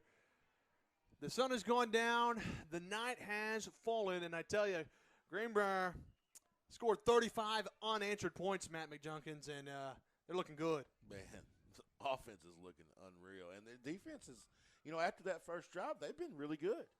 Certainly have. You know, and that sometimes that happens. You come out and see what they're going to do, and then you make adjustments. Hogan will be back deep as well as Terrell Garlington. Garlington will take it to the 10, cuts back at the 20, got some room, and he is hit hard at the 32-yard line. And he is slow to get up. Goodness, we hope he's okay. Goodness gracious, Garlington, he took a shot. Oh, man, he's slow to get up. He's still on the ground. He's a tough kid. Garlington's a tough kid. He took a shot at the 30-yard line, slow to get up. We're very glad to see that. But, man, Garlington's a super fast kid. He's going to stay on the field. That's impressive. He's tough. He is tough. I can't. Wow, he's staying on the field. He's going to stay in. Usually they won't let you split on the end. If you're down. They keep him in. Big hits, though, from Greenbrier. They stop him at the 32-yard line after a 22-yard return. Martin gives it off to Session up the middle. He rumbles forward. He's got the first down and across the 45 to the 48-yard line. It's a big 16-yard run from Session, and with 1:42 to go, Morrilton moves the sticks for, well, they hadn't really done that a whole lot here in the second quarter. That's their first, might be their first down of the quarter, Matt. I think it is, JB. I think it is. 1:26 to go. Martin getting the snap quickly. He'll give it off to Session again. Up the middle, got room, and he is hit hard at the 46-yard line of Greenbrier. That was Preston Riddle who laid a lick on him. And I believe it might have been Jacob Mathis. I think that Jacob was the one that really come in there. Well, Oh, that's Preston, isn't it? No, that's Keatley Whitley. Yeah, that's Whitley. Wow, Whitley with a big pop. Riddle's 4. Second down and 4 with under a minute to go now. Martin gets a snap, fakes the handoff, looking to throw. In trouble, now he's flushed. Little lolly, man, wide open. He's wide open. That's Maddox Hogan inside the 40, inside the 35 to the 33-yard line. Goodness, somebody left him open, and he was Hogan open had from the go. They may have just been playing, they may have been playing more of a prevent, Yeah. Don't let anything deep, be deep as the deepest. 43 seconds. Shotgun for Martin, gets a snap. Looking to throw again. Now he's flush. Looking to run. He's in trouble. And they're going to throw him down. That's Jacob Mathis. Drops him back at the 37-yard line. 30 seconds to go. Morrilton's going to have to call a timeout or they're going to have to hurry. They seem content on letting the clock run down. I don't understand that, Matt.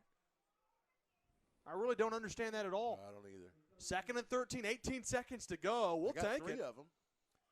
They do. Shotgun Martin looking to throw. Got time. Now he's flushed. Nobody's open, and he nearly lost the football, and he did. He lost the football. Greenbrier's got it. Nick Hewitt. Oh, goodness. He's on the ground. We hope he's okay. Yeah, he is. He got hit kind of blindside right there. And, man, I hope he can get up. Oh, my goodness. Martin's slow to get up, and we saw Garlington on this past kickoff. Took it. I tell you, let's take a quick break while he's down, but goodness, we hope Martin's okay. The Greenbrier Panthers Sports Network would like to thank all of our sponsors for their continued support. First Security Bank, American Safeguard Insurance, Graham Brothers Electric Security and Datacom, Steak and Shake, Collier Roofing, Ricochet Outdoors, 4M Landworks, Bleacher Bling, John Simone Bank of England, Chef Lynn's, Swanky Southern Boutique and Salon. And we're back. Martin got up okay. Might be the last play of the half. Wilcox looking deep. He's got all kinds of time. He's got some guys open. He'll throw it over to McElhenney in the flat. That'll be the last play of the half.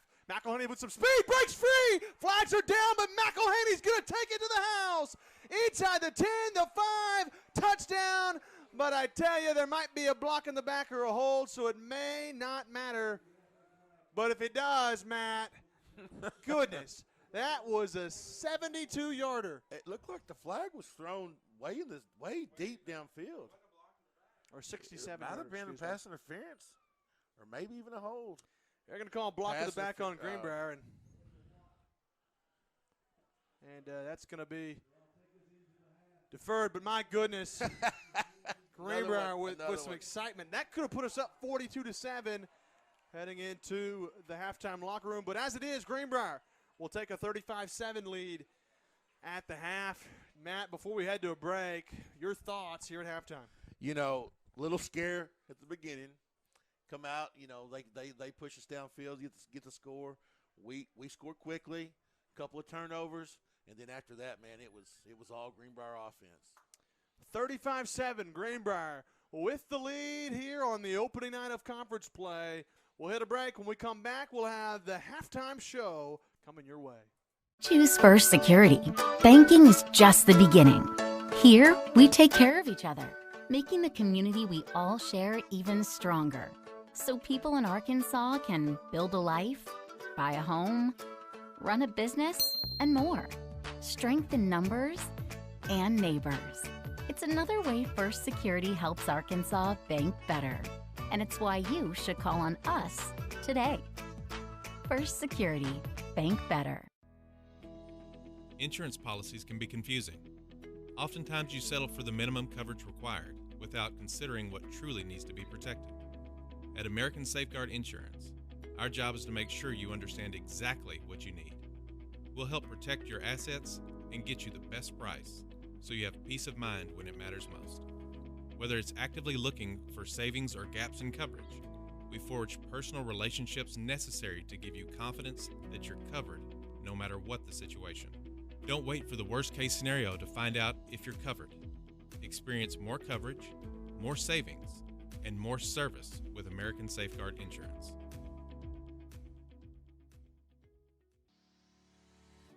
What do you do when you have electrical problems?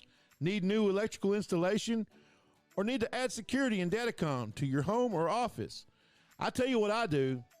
I call Graham Brothers Electric Security and Datacom, a family-owned and ran business with over 70 years combined experience, specializing in residential, commercial, and industrial service. No matter the job, how big or small, just give them a call at 501-679-3393. Graham Brothers Electric Security and Datacom. They'll keep the lights on.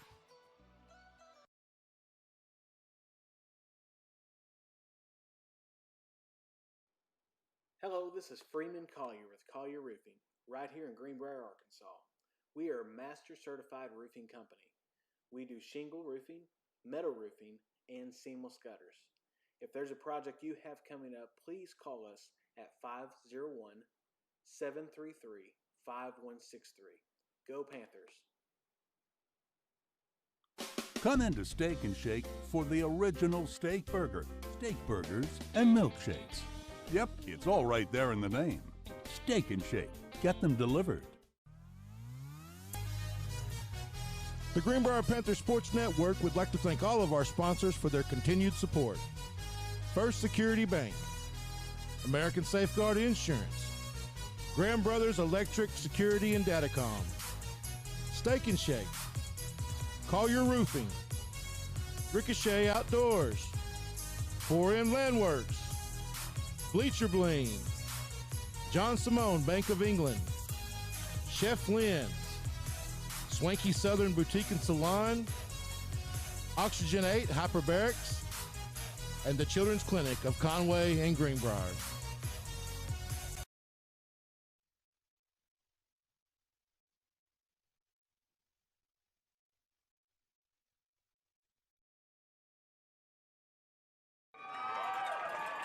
Tonight's show takes us from pixels and puzzles to modern fantasy and adventure. We open with everyone's favorite 80s games, Super Mario and Tetris. Drum Major Caitlin Christopher, is your band ready to take the field?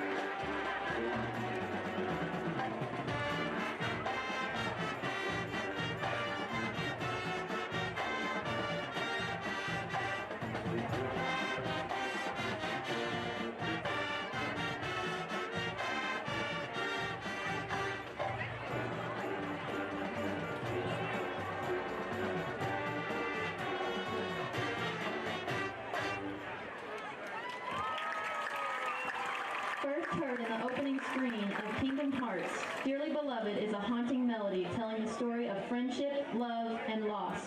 Our second movement features soloists Eli Stafford and Meridian Bethany.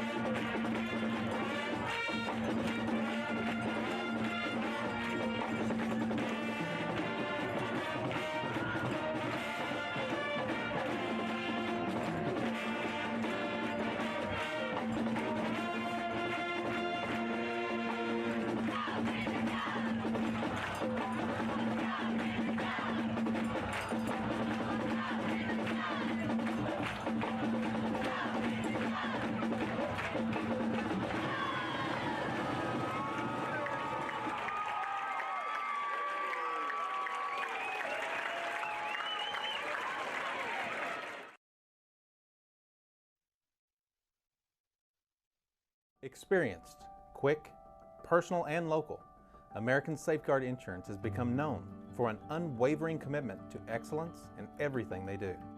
In their success over the past 17 years, American Safeguard Insurance has grown from a small local agency to a large agency. All your insurance needs under one roof.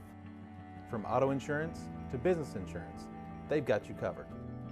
American Safeguard Insurance emphasizes client relationships by serving customers for life, and they're proud of being exceptionally quick in handling your quotes as well as managing your claims. When disaster hits, you've got a friend just down the street. American Safeguard Insurance, excellent people delivering excellent service for excellent clients.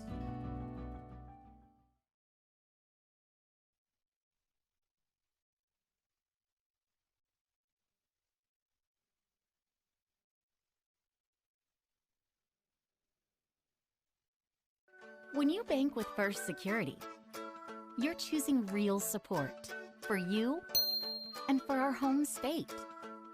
So friends, families, and fellow Arkansans find better solutions together. It's another way First Security helps Arkansas bank better. And it's why you should call on us today. First Security, bank better.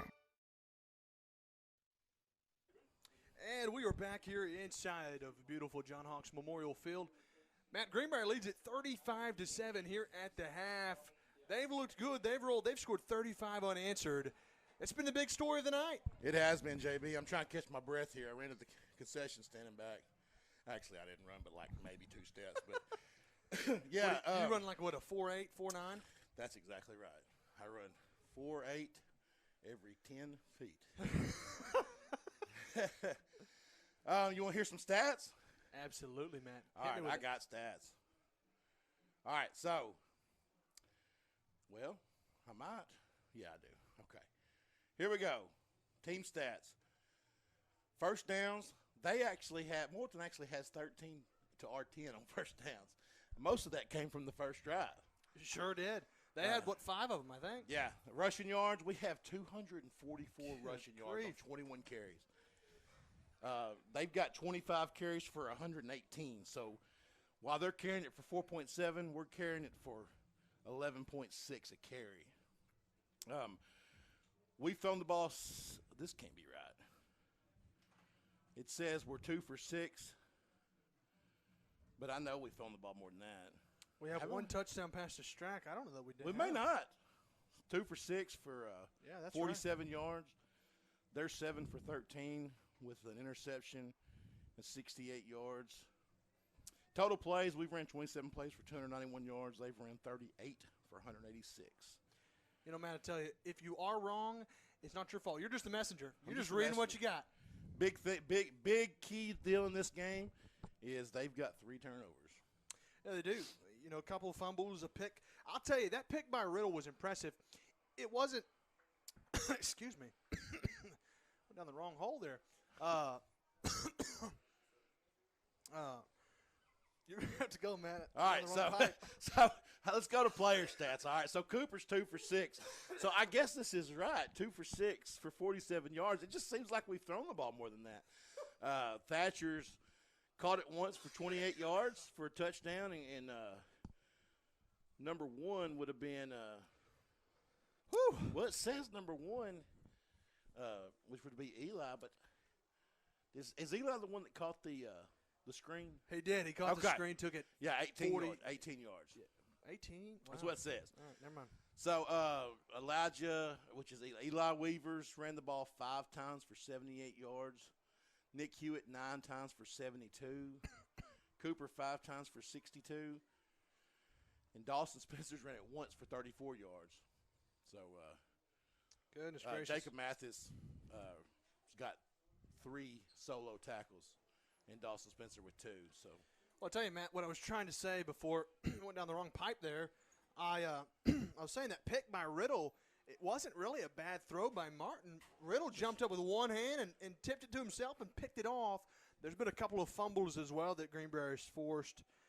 But you're right. I mean, the turnover margin's the big difference. Greenbrier's fumbled the ball once. That was in the first quarter. And I'll be honest with you. We were tied at 7. in the first quarter. Greenbrier scored 4 touchdowns in the second quarter. Yeah. But the first quarter, it was back and forth the whole first quarter. We thought Morrilton. It really was. You know, they burned off, 6 minutes or so in the first drive. Certainly. And then after we score, there's 2 turnovers back to back. Right. You know, and looking at this, we saw this last game against Arkadelphia 2 weeks ago.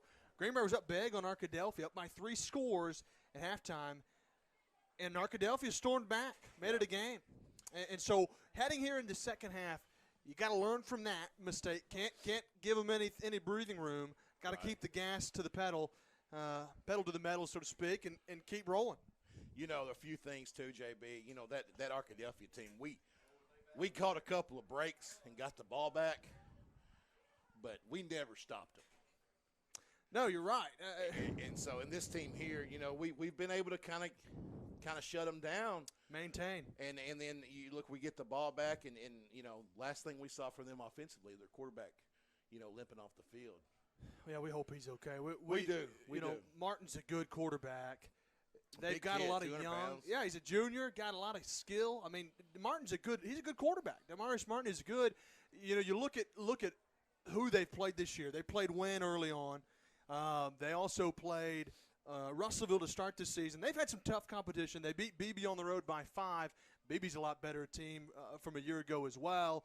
You know, so this is not a bad Morrilton team by any means. They only returned 6 starters, but they're making the most of it. Obviously, Greenbrier's scored 35 unanswered, and give Greenbrier credit, they played well, but you can't count Morrilton out. We saw that last week against Arkadelphia. Morrilton came to play. You know you got to be ready here to start the second half. Yeah, you're exactly right. They're going to come out, and they're at least going to give it a big push to start the second half. And, you know, we just got to come out. We get the ball. Let's just do our thing, go down, score, and go up by, what? 6 scores. We're up by 4 scores, sorry. Yeah, so we'll go by 5, yep. 5 touchdowns. I tell you, with about 2 minutes left until the second half begins, you know, first quarter, we said this earlier, it was back and forth. Morrilton took 4 minutes off the clock on their opening drive. They capped it off with a 30-yard touchdown pass to Julian Brockman. Greenbrier on the opposing drive, they got stifled at the 30-yard line, had a 3rd and long, threw a touchdown pass to Strack. First quarter ended. Morrilton was driving, if you'll remember, but the fumble deep in Greenbrier territory caused problems, and it's been all Panthers after that. 35 unanswered. Let me give you some scores here. Yeah, go for it. Harrison's up on Farmington at the half, 35-10. Alma's beating Pea Ridge 28-14. Those are both 5A West scores. And then the big score though is Valonia is beating Clarksville 49-0. Goodness gracious. That offense in Valonia is they're potent. Continuing to roll. Arkadelphia is beating Nashville 28-0.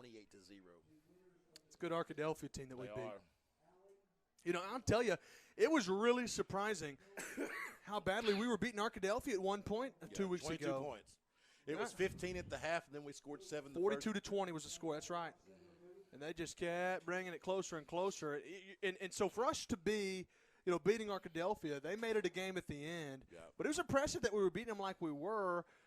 Got to keep going here against Morrilton. Yeah. Obviously, Morrilton might be a little bit down from years past. They're 1-2 to start the year, but we've said it before. They've played some tough competition early on. Greenbrier's coming here on the opening night of conference play and the home conference opener, and they come ready to play. This Morrilton team's going to win some games. Oh, certainly.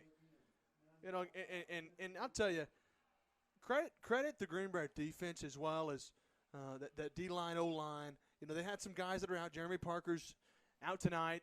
You know, guys have stepped in. Bryce Allison is one that comes to mind. Yeah. He's really stepped in, and he stepped up to the plate, and he's met the challenge, and he's done a great job tonight. Yeah, he has. He has. You know, like I said, they started off a little soft, it seemed like, but, you know, I think that was more of needing to make some adjustments. And after they did, it was they had total control. Certainly did. They added some more time to the clock. There's 2 minutes and 40 seconds now until halftime. Well, we get 3. Oh, that's right. Yeah, we get that's 3 right. minutes, yeah. Wow, I it sure seems like I don't know much, doesn't it, Matt? Well, you know, that's kind of been a pattern. One thing I wanted to do You didn't even hear me. You know, I'm tuning you out. I hear you. But I did want to do something. Let's hear it. I want to shout out to the head pro at Nutter's Chapel, Steve Coney. Steve Coney, if you're watching this broadcast, he's actually let me go play for free over at Nutter's Chapel. Let us on. So I see. You give him a free plug. That's right. He gets on golf. So Steve Coney, I appreciate you. Wanted to shout you out. Hope you're having a great night watching some Greenbrier football, watching Thatcher Strack and the boys hopefully get the win if they keep it going. Well, I would also like to give a shout out to him as well. You know, being a golfer myself. Right?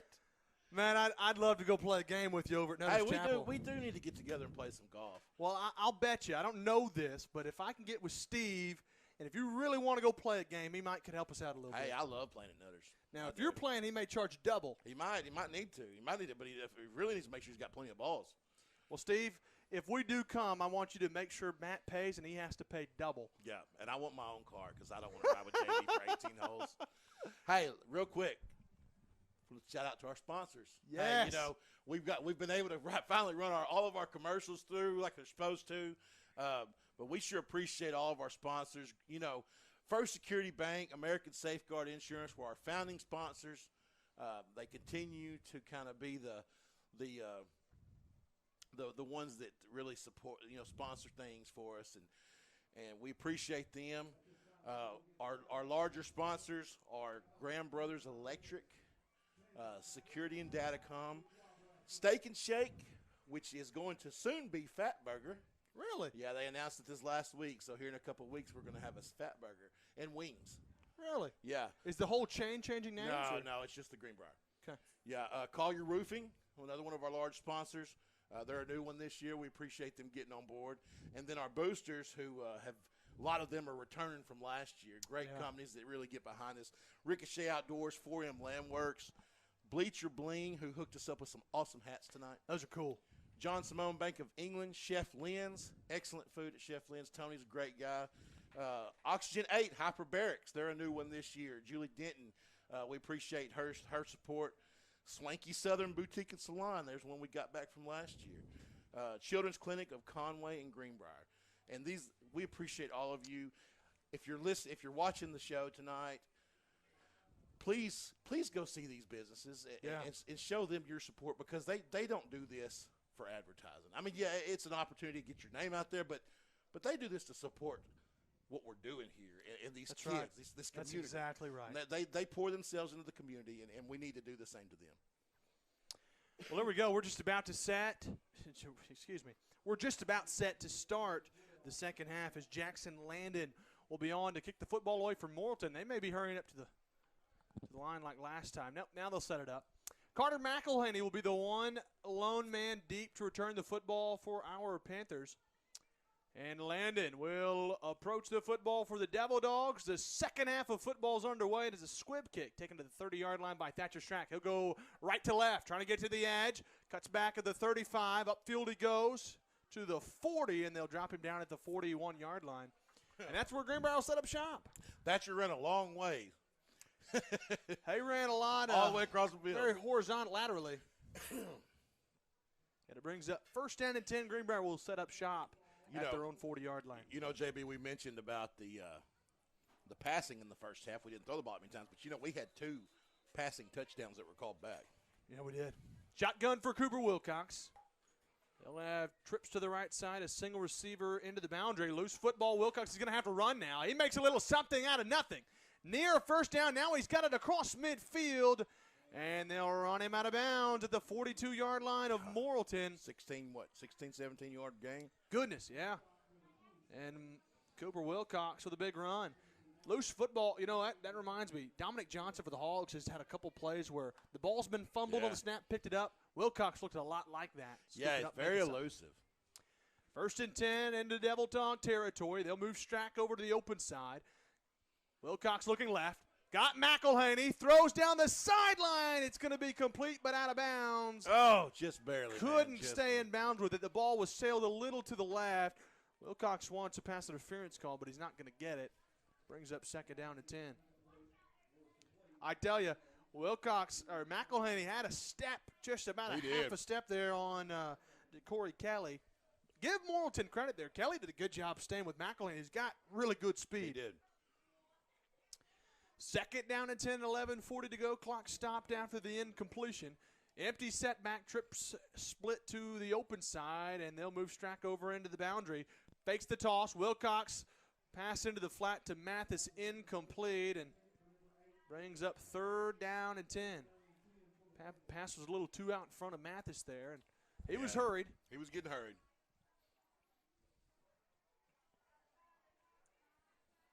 Well, third down and long now with 11:37 to go now in the third quarter. Pistol formation now for Wilcox. Twin receivers split into the boundary, a single receiver to the open side. He gets the snap. He'll give it off to Hewitt on third down. He lowers his shoulder. He's got near a first down. Flags are down. They'll bring Hewitt down to the 29. Well, they'll roll him down to the 30, but we'll see what the penalty's all about. What are they going to call on that? There wasn't anybody out there in front of him. I don't to be really holding. know. That's going to be a holding call. That would have been a holding call behind the runner. Well, the holding call is going to bring the play back. We'll see. It's going to be from the spot of the foul. They'll bring it all the way back to the 48-yard line. Unless he just threw the flag real late. Well, it'll bring up third down and 16 now, Matt, and it's almost undoubtedly going to throw the ball now. You could see that screen right here. You could see Cooper take off with it. And you could also see something over the middle, deep. But one thing's for sure, Matt. They're either going to run it or they're going to throw it. They're going to throw it or run it. Probably won't kneel or punt. Third and 16. Wilcox empty setback. He gets the snap. Got time. Looking deep. Over the middle. McElhaney complete. Inside the 15. Inside the 10. They'll bring him down around the 8-yard line. That's a big first down. Wilcox steps up into the pocket and delivers. 11:23 to go in the third quarter. Clock rolling now, but a big first down there after the dump pass over the middle. You know, Carter's so fast that, you know, when you need something, you look for him because you always feel like he's going to have a step on the receiver. Pistol formation for Wilcox. Gets the snap. Handoff to Spencer. Left side. Trying to get into the end zone. Breaks the tackle. Touchdown. Dawson Spencer from 8 yards out. And Greenbrier has extended the lead. They're up by 5 scores. You know, I like seeing Dawson Spencer get in the end zone a couple of times tonight. You know, he's kind of that back. He comes in to spell some guys, but he's also one of our main defensive linebackers. So, you know, he's spelling somebody and they give him a break, and he's out there playing on defense too. So, you know, like to see him come out and score. Morrilton guys down. That's Anthony Langford. Hope he's okay. Yeah. You know, Greenbrier's up 41-7. I tell you, Matt, does that continuous clock now? Yeah, it'll run continue? now. Yeah. It should have already ran at 35 at the half. Well, we're up 35-7. Oh, that's right. It should run now. I'm a math major, and sometimes you're not a math major. You are a math degree graduate. Yeah. Looks like he's going to be up. They're going to have to help him off the field, though. Hopefully it's a bruise, a twist, something not serious. With 11:04 to go, Greenbrier still on to attempt the extra point for Bradley Turner. To tell you any score updates that we got, Matt. You know, I was looking at it. There hasn't been much update since halftime. I will check it again. Get her updated here. Pulaski Academy's beating Watson Chapel 57-0 at halftime. What about that Whitehall game? Is there any score on Whitehall? I haven't seen one yet on Whitehall. You know, they got a really good defensive team. I mean, they were like 118-0 in 3 games scored, and then they gave up 13 to Parkview team, a 6A Parkview team who rolled over Greenwood last night. So yeah, Whitehall is impressive. They got an Alabama-like defense, huh? They do, man. It's impressive. Well, once we continue plays, they've helped Langford off the field. It's good to see him walking on his own 2 legs. He's obviously getting helped off, but good to see that he's getting some help. We just hope he's okay. Turnage on to attempt the extra point, though, for Greenbrier, and the kick is up and good. 42-7 our score. with 11:04 to go, we imagine that the continuous clock will start here soon. Probably once the kickoff begins, you think, Yeah, Matt? I think so. Is that Clint? I tell you what, Matt, we're going to take a quick break. When we come back, we'll have the kickoff. The Greenbrier Panthers Sports Network would like to thank all of our sponsors for their continued support. First Security Bank, American Safeguard Insurance, Graham Brothers Electric Security and Datacom, Steak and Shake, Collier Roofing, Ricochet Outdoors, 4M Landworks, Bleacher Bling, John Simone Bank of England, Chef Lynn, Swanky Southern Boutique and Salon, Oxygen 8 Hyperbarics, and the Children's Clinic of Conway and Greenbrier. And we are back. 11:04 to go in the third quarter. The continuous clock will start probably when this kickoff occurs. And back deep for Morrilton as Turnage has approached the football. That's Terrell Garlington. He'll take it at the 8-yard line, and he'll Oh, man. no. Is he hurting? He falls to the ground at the 10-yard line. That's I think he unfortunate. just kind of made a little mental error there. He as soon as he did it, you could tell he felt like, oh, what did I do? Well, and I know that's frustrating, but what you certainly don't want to do is fumble the football. Absolutely. So at least he made the catch. I know he's frustrated with himself, but if you're Garlington there, it probably wasn't the return you wanted. You wanted to be able to move with it, but you caught the football. That's the most important thing. Sure. Well, we do see Demarius Martin. That's a good thing for Morrilton, and good to see him up and okay. Martin in the shotgun formation from their own 10. They'll give it off to Session. He breaks a tackle, still on his feet. He's a big back. He is, man. You got to get low on him. He rumbles out to the 14-yard line. Sessions, he's 5'8", 210. He's Who is every that bit that- of 210. Shannon Howard come up from under him. he was under him on the pile. Second down and 6 with 10:24 to go in the third quarter. Greenbrier's up 42-7. Matt, they've scored 42 unanswered. Demarius Martin gets a snap. Quick pass. Overthrown. That was intended for Maddox Hogan. You know, you got to wonder if he's not hurting a little bit. That one really wasn't even close, and that's not what he looked like the first half. No, he looked really, really good, really sharp in the early half. You know he's probably favoring that shoulder injury a little bit, yeah. Most important thing, we're just glad he's okay. Absolutely. 3rd and 6. Demarius Martin in the shotgun formation. Session is the single setback. He'll roll left. Looking to pass. He's in trouble. And the Greenbrier is going to wrestle him down. Might be a face mask. Greenbrier finally drops him. That might, they're going to call incompletion. Yeah, that's going to be intentional grounding for sure. Yeah.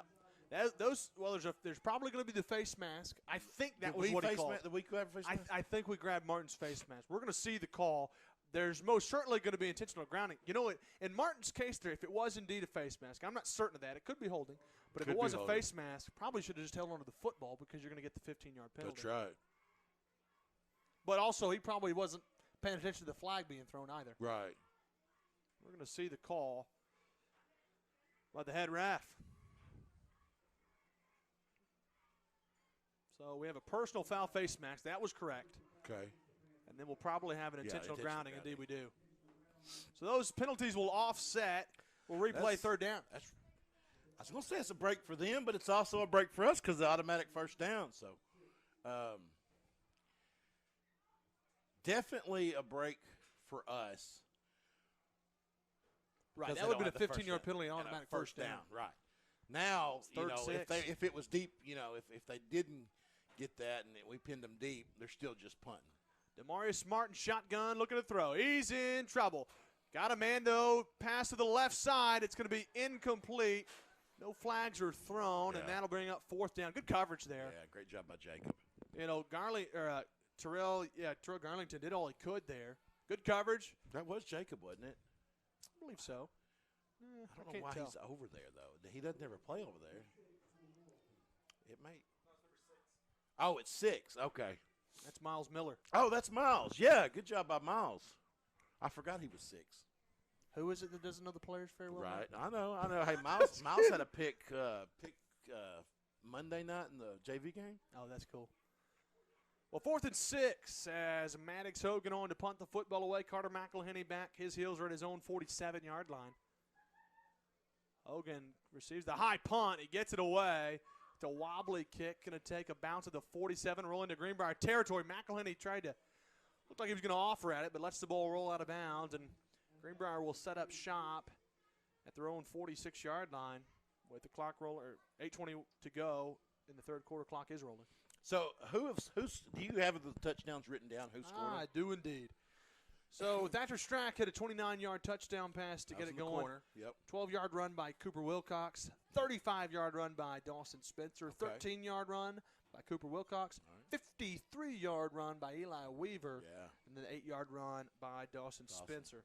So Coop's got 2, Dawson's got 2, Eli's got 1, and Thatcher's got 1, right? That is correct. It looks like the clock is running. 7:47 to go. Pistol formation for Cooper Wilcox. He's got twins to the boundary. He'll hand it off to Hewitt. Got room up the middle. Lowers his shoulder. He'll get out to the 42-yard line. That's a first down. They'll give him the 41-yard line. Let me tell you, 6. I got to say, our offensive line has blocked their rear ends off tonight. Give them credit. And they're without Jeremy Parker. That's right. Cooper Wilcox in the pistol formation. Twins split to the boundary, open single receiver to the open side. They'll give it off up the middle again to Hewitt. He's carrying all kinds of tacklers. He's going to have a first down and more. They're pushing the pile, and they'll finally bring him down to the 29-yard line. First down. It's a 12-yard gain, another first down. I wonder what that's like, being in there with the ball and just feeling yourself moving forward. You know it? I mean, nice. You're getting pushed. You're right. I don't know. Here he comes off the field. I bet he's a little wore out. He's been running the ball hard. Dawson Spencer comes back into the game. Pistol formation, Wilcox gives it to Spencer. Cuts back at the line of scrimmage. Lowers his shoulder. He's out to the 25, well, again, the 26-yard line. Yep. It's about a 3.5-yard carry. It'll bring up second down and about 7. 6:20 to go in the third quarter, and Greenbrier's done a good job of keeping their foot on the gas pedal. Yes, they sure are. That clock's rolling, and we just keep on chucking up the field. Greenbrier, they've got a good football team this year. They're going to be fun to watch. Pistol formation for Cooper Wilcox. Dawson Spencer's in the backfield, and Greenbrier's going to let that clock roll down a little bit. Wilcox gets a snap. They give it off to Spencer.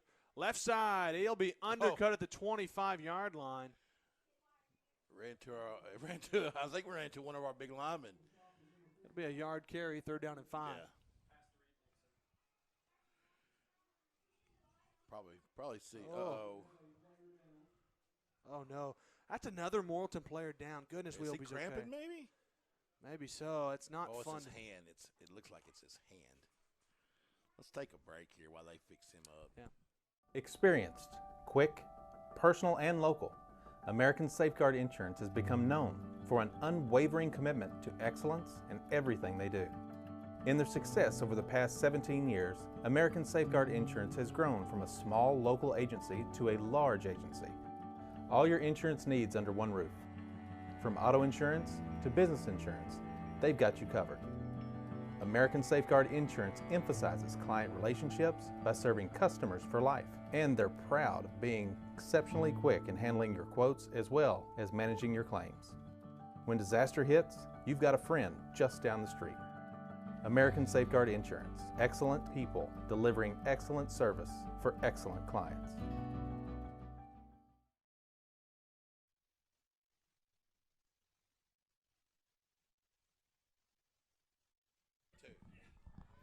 Here we go. Weaver gets the call. He's inside the 20, still on his feet. He's got the first down. He'll be tackled from behind to the 14.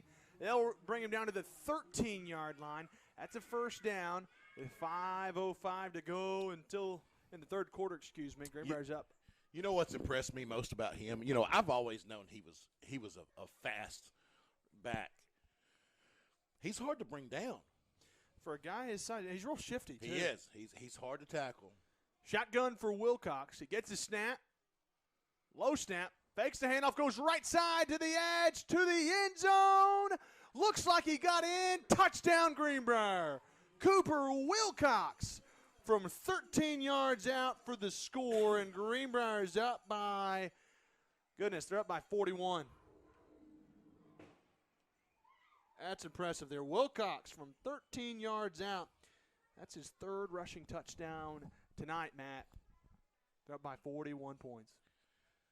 Man, I tell you what, that first couple minutes of the game, I sure wasn't expecting. Fire. That ball is going to be picked off. The extra point was no good. Went awry. And so it'll be 48-7 our score with 3:56 to go in the third quarter. Clock rolling. We'll hit a break. We'll be right back after a word from our sponsors. Experienced, quick, personal, and local, American Safeguard Insurance has become known for an unwavering commitment to excellence in everything they do. In their success over the past 17 years, American Safeguard Insurance has grown from a small local agency to a large agency. All your insurance needs under one roof. From auto insurance to business insurance, they've got you covered. American Safeguard Insurance emphasizes client relationships by serving customers for life, and they're proud of being exceptionally quick in handling your quotes as well as managing your claims. When disaster hits, you've got a friend just down the street. American Safeguard Insurance, excellent people delivering excellent service for excellent clients.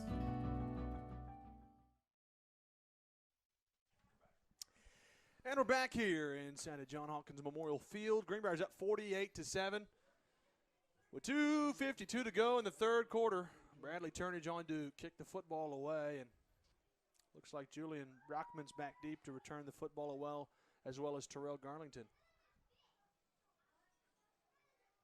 Turnage approaches the football. It's a high end over end kick taken by, well, actually that's Maddox Hogan. He'll take it at the 10 to the 15 to the 20. Got room down the sideline. They'll run him out of bounds at the 30-yard line. They'll give him the 31, and that's where Morrilton will set up shop on their second drive. We're going to have some of our second string, some of our younger guys coming in. We've seen Miles already. Now we've got, I just went blank. Our backup quarterback, 17. Griffin? Yeah, Kane Griffin.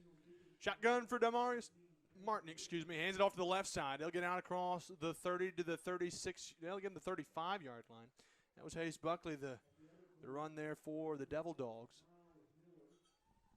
Minute 43 to go in the third quarter. Clock continuing running.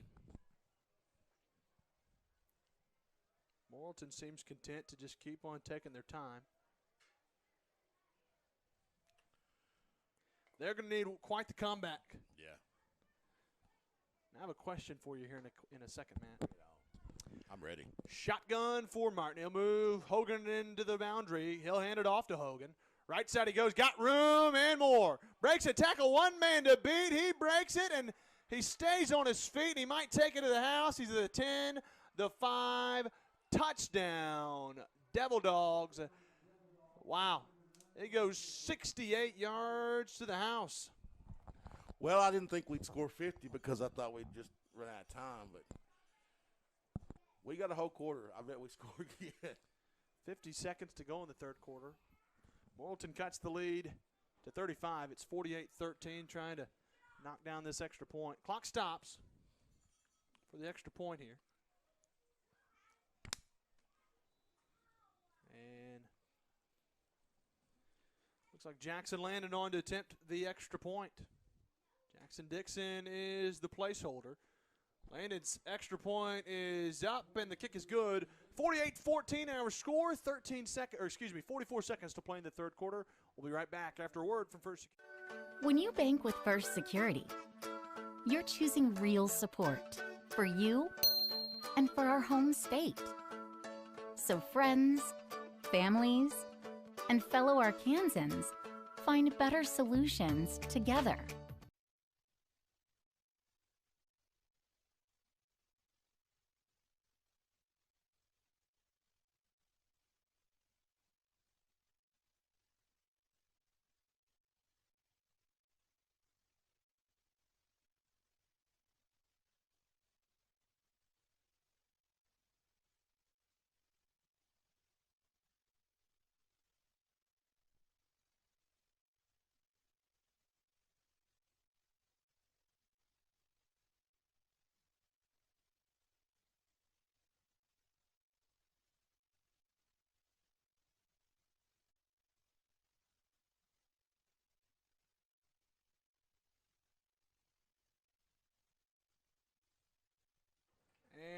are back here inside of the booth. 44 seconds to go in the third quarter. Jackson landed on to kick the football away, and McElhenney's back deep. He'll take it to his own 10-yard line. He'll go right to left of the 15, the 20. He's got room, 25-30. Got room, flags are down. 40, across midfield. He's going to go to the house. 90 yards. Carter McElhenney to the house, but it might be coming back. What a run there from McElhenney. 25 seconds, clock rolling in the third quarter, but I tell you, I think that one's coming back. I'd like to see what the flag was on.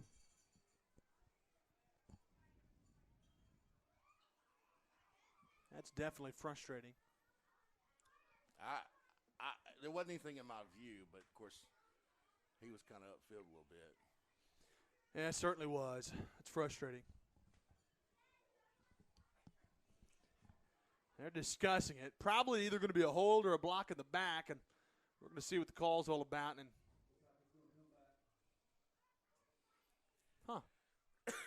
What'd he call? Is that illegal substitution? Was there too many men on the field? What is that call? I don't know. Might have been. No, that would have just been a warning. Well, yeah, I don't know. As it stands, it is coming back. That's a bummer. We've had a couple plays like that come back, and they're no fault of, but anybody but our own. Allegedly. Nobody knows what the call is. Boy, I tell you, though, McElhenney, he is showing off his speed. Greenbrier will set up shop at their own 23-yard line with 18 seconds to go in the third quarter. They'll have to snap it one more time here in the third quarter. They're going to delay a game. They're running. Oh, before it's delay a game. I see what you're saying. I'm sorry. I'm behind. Greenbrier's not going to get the snap off. That's going to be delay a game. I don't know what we're doing there. So delay of game will be the call on that. Once a 5-yard penalty, they'll push it back to their own 18. Then they got to flip sides. So third quarter has come to an end. I don't think the officials know it yet. They're still trying to figure out what they called a while ago. Well, that's it. 3 quarters of football are in the books. Greenbrier's up 48-14. We'll have the fourth quarter coming your way after a word from First Security.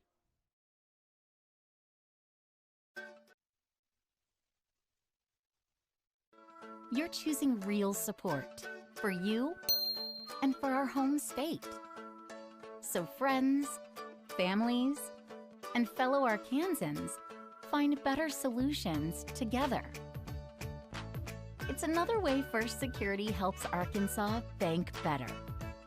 And it's why you should call on us today. First Security, bank better. And we are back here with fourth quarter action. We want to thank you guys for tuning in to the broadcast. We could not do this if it were not for you guys at home watching it. Really appreciate you guys. Steve Coney especially. I shouted him out earlier. Steve Coney and all you guys, thanks for watching. 12 minutes of football left. Greenbrier's up 48-14, trying to improve to 1-0 in conference play, 4-0 overall on the year. It looks like Kane Griffin's into the game at the quarterback spot. He'll give it off to the tailback, Spencer in the backfield. He cuts back. I think that was Spencer.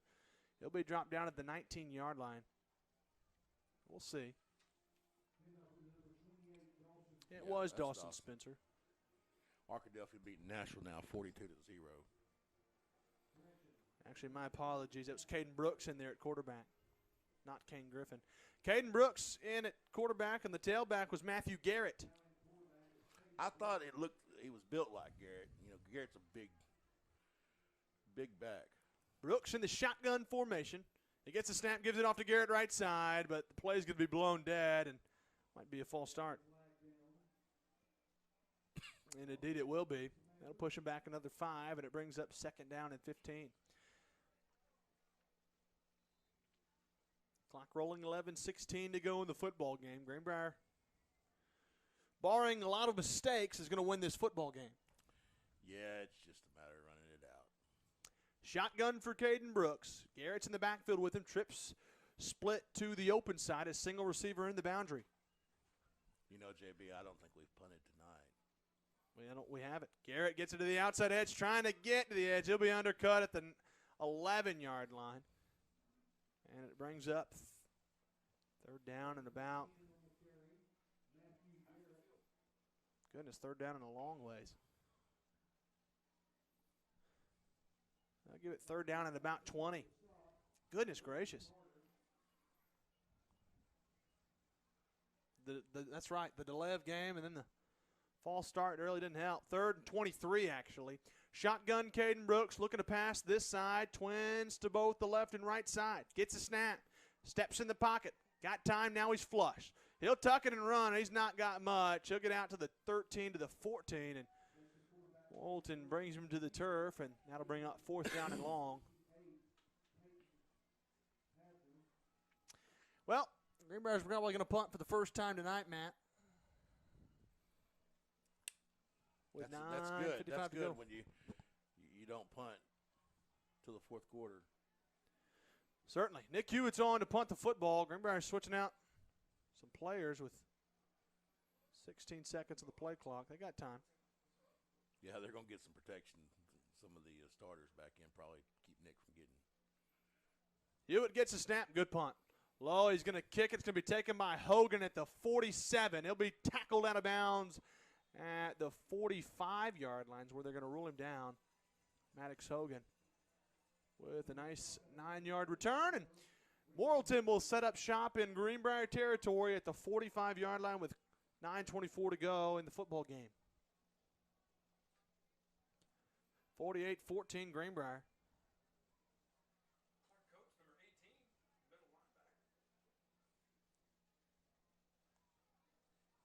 Clark Coates is into the game at linebacker spot, and then there's a penalty on the end of that one. I didn't see what the call was there.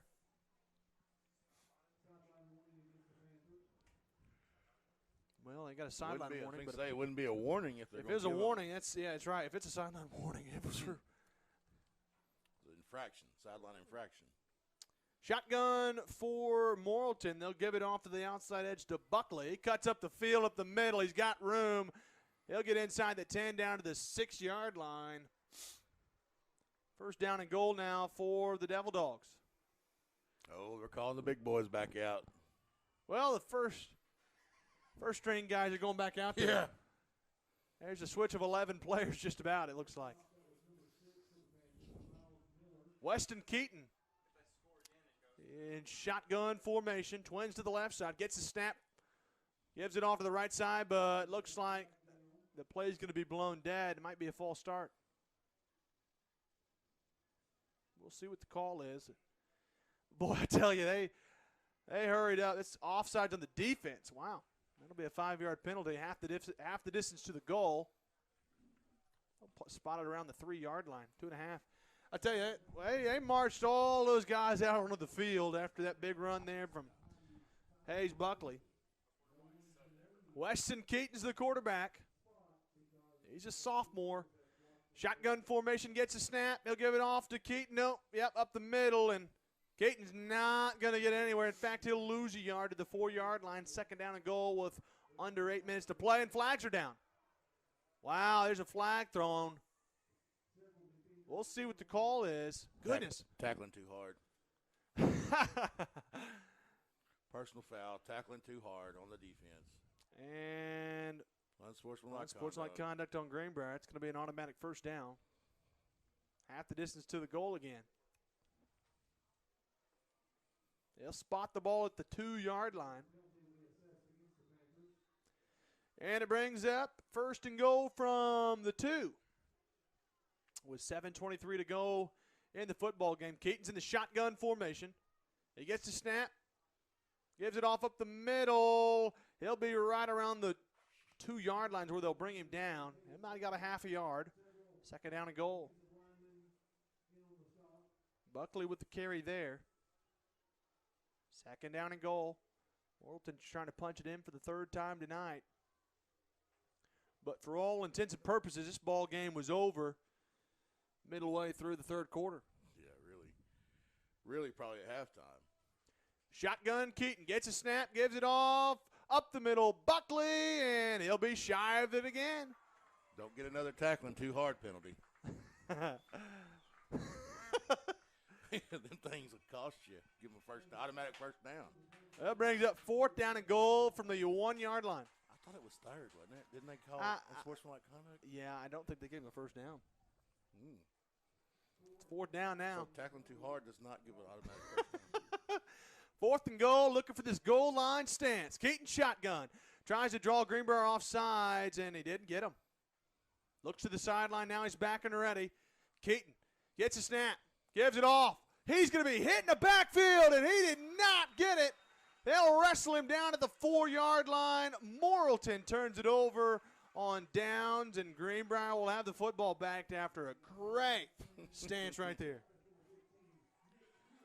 That's just listen. We're going to put our guys, our subs in. You guys start trying to make some noise. We're going to come back in and shut you down. Greenbrier have the football after the turnover. Wow, how about that? Good goal line stance. And with 5:32 to play in the football game, the clock continuing to roll. Greenbrier up by 34 points. They're going to win this one tonight. They're going to improve to 4-0 and 1-0 in conference play. Greenbrier will march out onto the field, and looks like Kane Griffin will come into the quarterback spot this time. Shotgun formation, Griffin. He'll give it off to the tailback. He'll rumble forward to about the 6-yard line. That will look like Matt Garrett again. Matthew Garrett with the carry. The 2-yard run, 2nd down and 8 with 4:49 to go.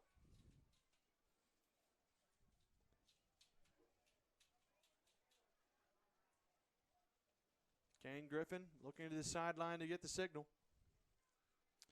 Greenbrier's played one heck of a game tonight, Matt. They sure have. Both sides of the ball, really.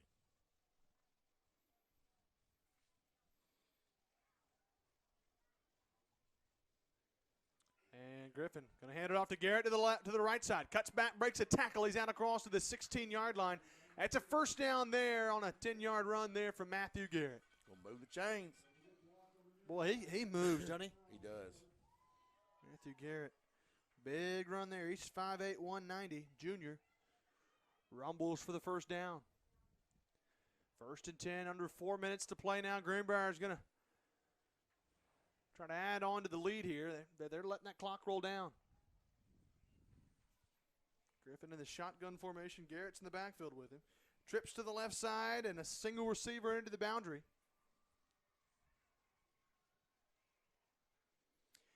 Griffin gets a snap, going to keep it himself, runs right side and breaks a tackle across the 20 to the 22-yard line. How about that run hard there from Kane Griffin?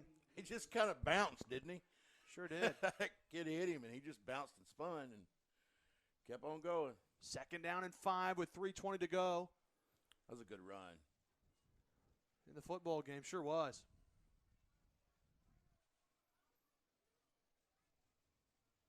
Greenbrier letting that clock run down again. Kane Griffin in the shotgun. 14 on the play clock. Under 3 minutes to go now. Griffin the shotgun. Gets a snap. He'll give it off to Garrett. Left side. Got room. He's got some room. Across the 25 to the 29-yard line. That's another first down. They'll give him the 30-yard line. Matthew Garrett, another big run, and it's first down.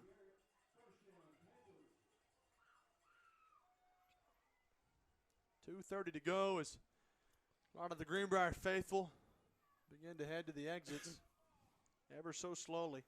They got on to Charlie Check right there for blocking too hard. Yeah, I saw that, and he was blocking too much.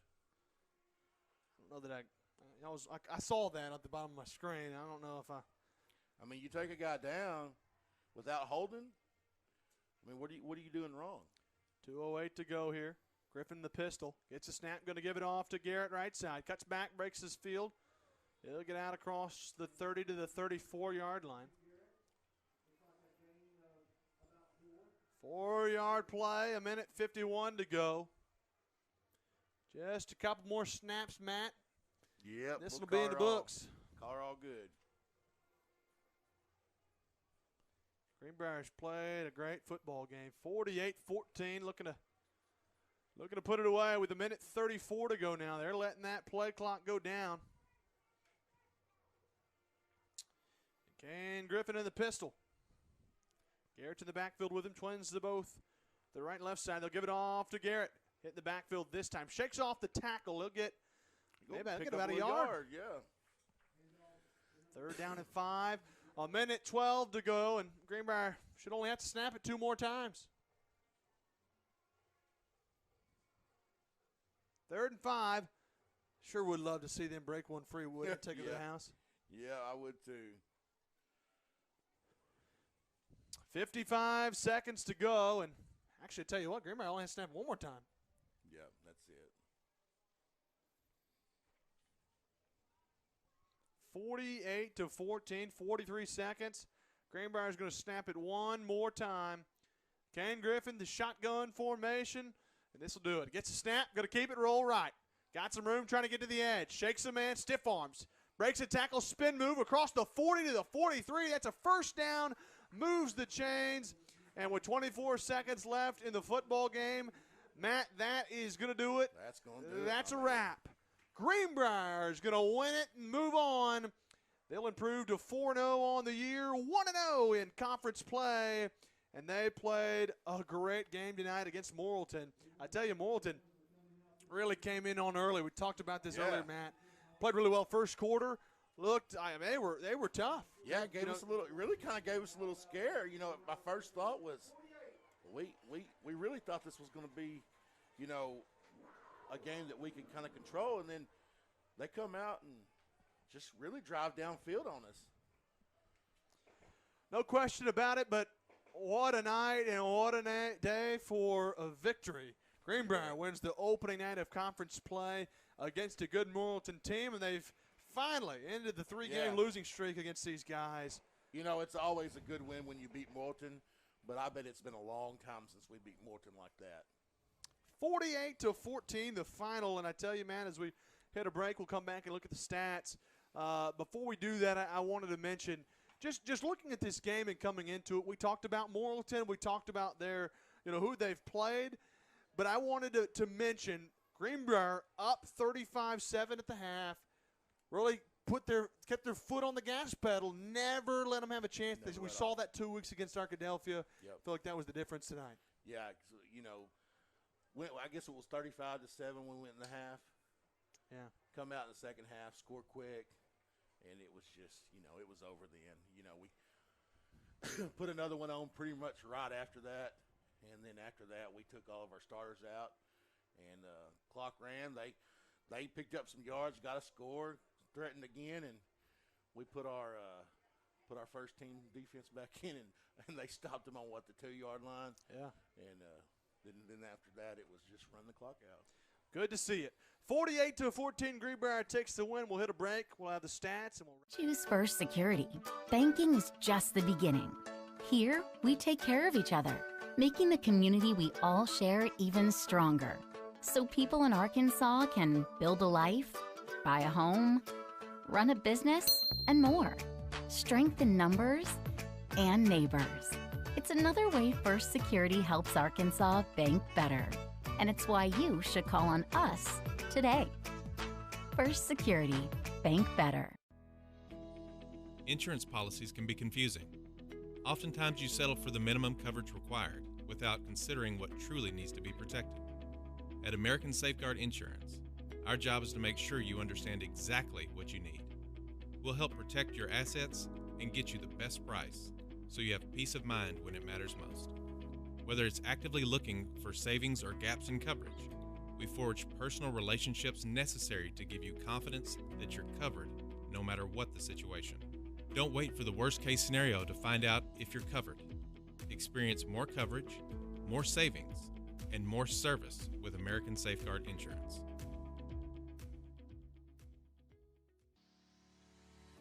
What do you do when you have electrical problems? Need new electrical installation? Or need to add security and datacom to your home or office? I tell you what I do. I call Graham Brothers Electric Security and Datacom.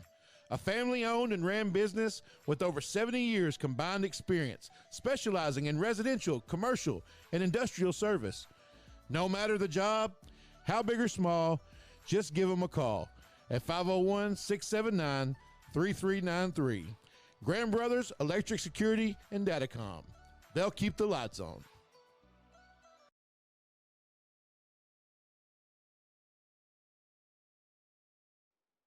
Hello, this is Freeman Collier with Collier Roofing, right here in Greenbrier, Arkansas. We are a master certified roofing company.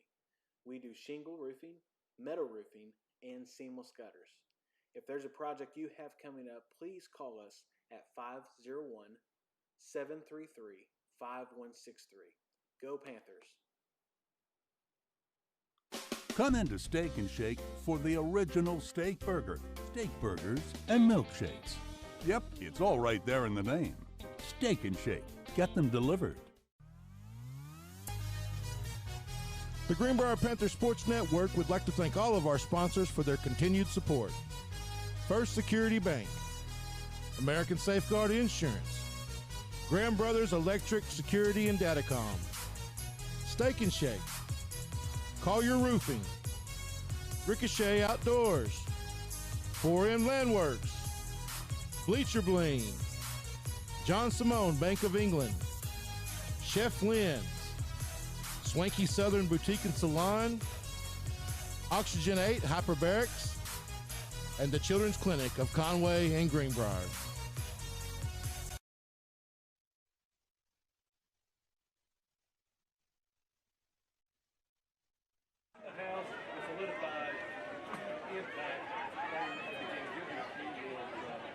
Well, we are back here inside the broadcast booth. I tell you, Matt, I'm going to go quickly over the stats real quick, and then we're going to have you do the player of the game and the big play of the game before we wrap up the broadcast and head home. Best we can. Yeah, I don't think we've got real clear stats. We don't, but we'll do the overall. Stat, That's yeah. right. So Greenbrier finished the night with 39 carries for 363 yards. Wow. They ran the ball for 6 touchdowns tonight. Quite impressive. Thank you. Averaged 9.3 yards per carry. Greenbrier was 3 of 9 passing for 90 yards. One of those was a 29-yard touchdown pass to Thatcher Strack. And two touchdown passes called back. That's right. And a kickoff return. And a kickoff. That was a big one. That was. Well, 48 yards of total plays tonight for 453 yards of total offense. Greenbrier averaged 9.4 yards per play. They only had 1 turnover. That was in the first quarter when things were a little dicey. Yeah.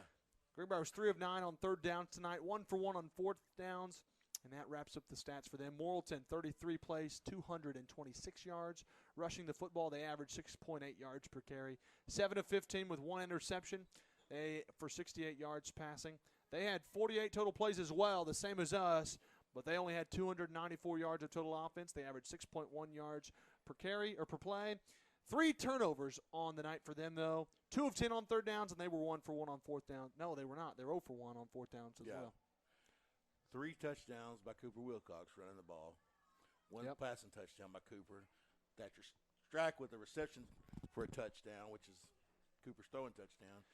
Dawson Spencer, 2 rushing touchdowns. A 35-yard run and an 8-yard run. Eli Weaver, a rushing touchdown. 53 yards. So, Matt, that will bring us to tonight's player of the game. Take it away. So, tonight's player of the game, brought to you by American Safeguard Insurance and Hart's Food Store, will be Dawson Spencer. Dawson Spencer. Yeah, Dawson, 2 touchdown runs tonight. Had about 65 or so yards on 4 or 5 carries, but also big on the defensive side of the football. So he was a big time game changer on both sides of the ball. Had a great night. Big. We also have our Bleacher Bling big play of the game. My first thought was Preston Riddle's catch. Do you want to give you a little preview into the moment of the big play of the game that you're looking Sure. at? So Greenbrier at this point, it was still a decently close game. It was in the second half, or the second quarter rather. Greenbrier was up 21-7. They were kind of going back and forth. They were at their own 47-yard line, and something big happened. Yeah. So I was saying is my first thought was maybe maybe Preston Riddle with the great One-handed interception. Yep. But I'm going to go with Eli Weaver on the 53-yard rushing touchdown. Made it 28-7 at that point. At that point, actually, I made it 35-7. That was the moment of the game where it was getting late. Yeah. Looked like we were only going to be up by 2-3 touchdowns headed at halftime. Weaver had other ideas, took it 53 yards to the house, and that's what sent us to the halftime locker room with a 35-7 score. So, player of the game, Dawson Spencer, and congrats to him and Eli Weaver with Weaver's big play of the game.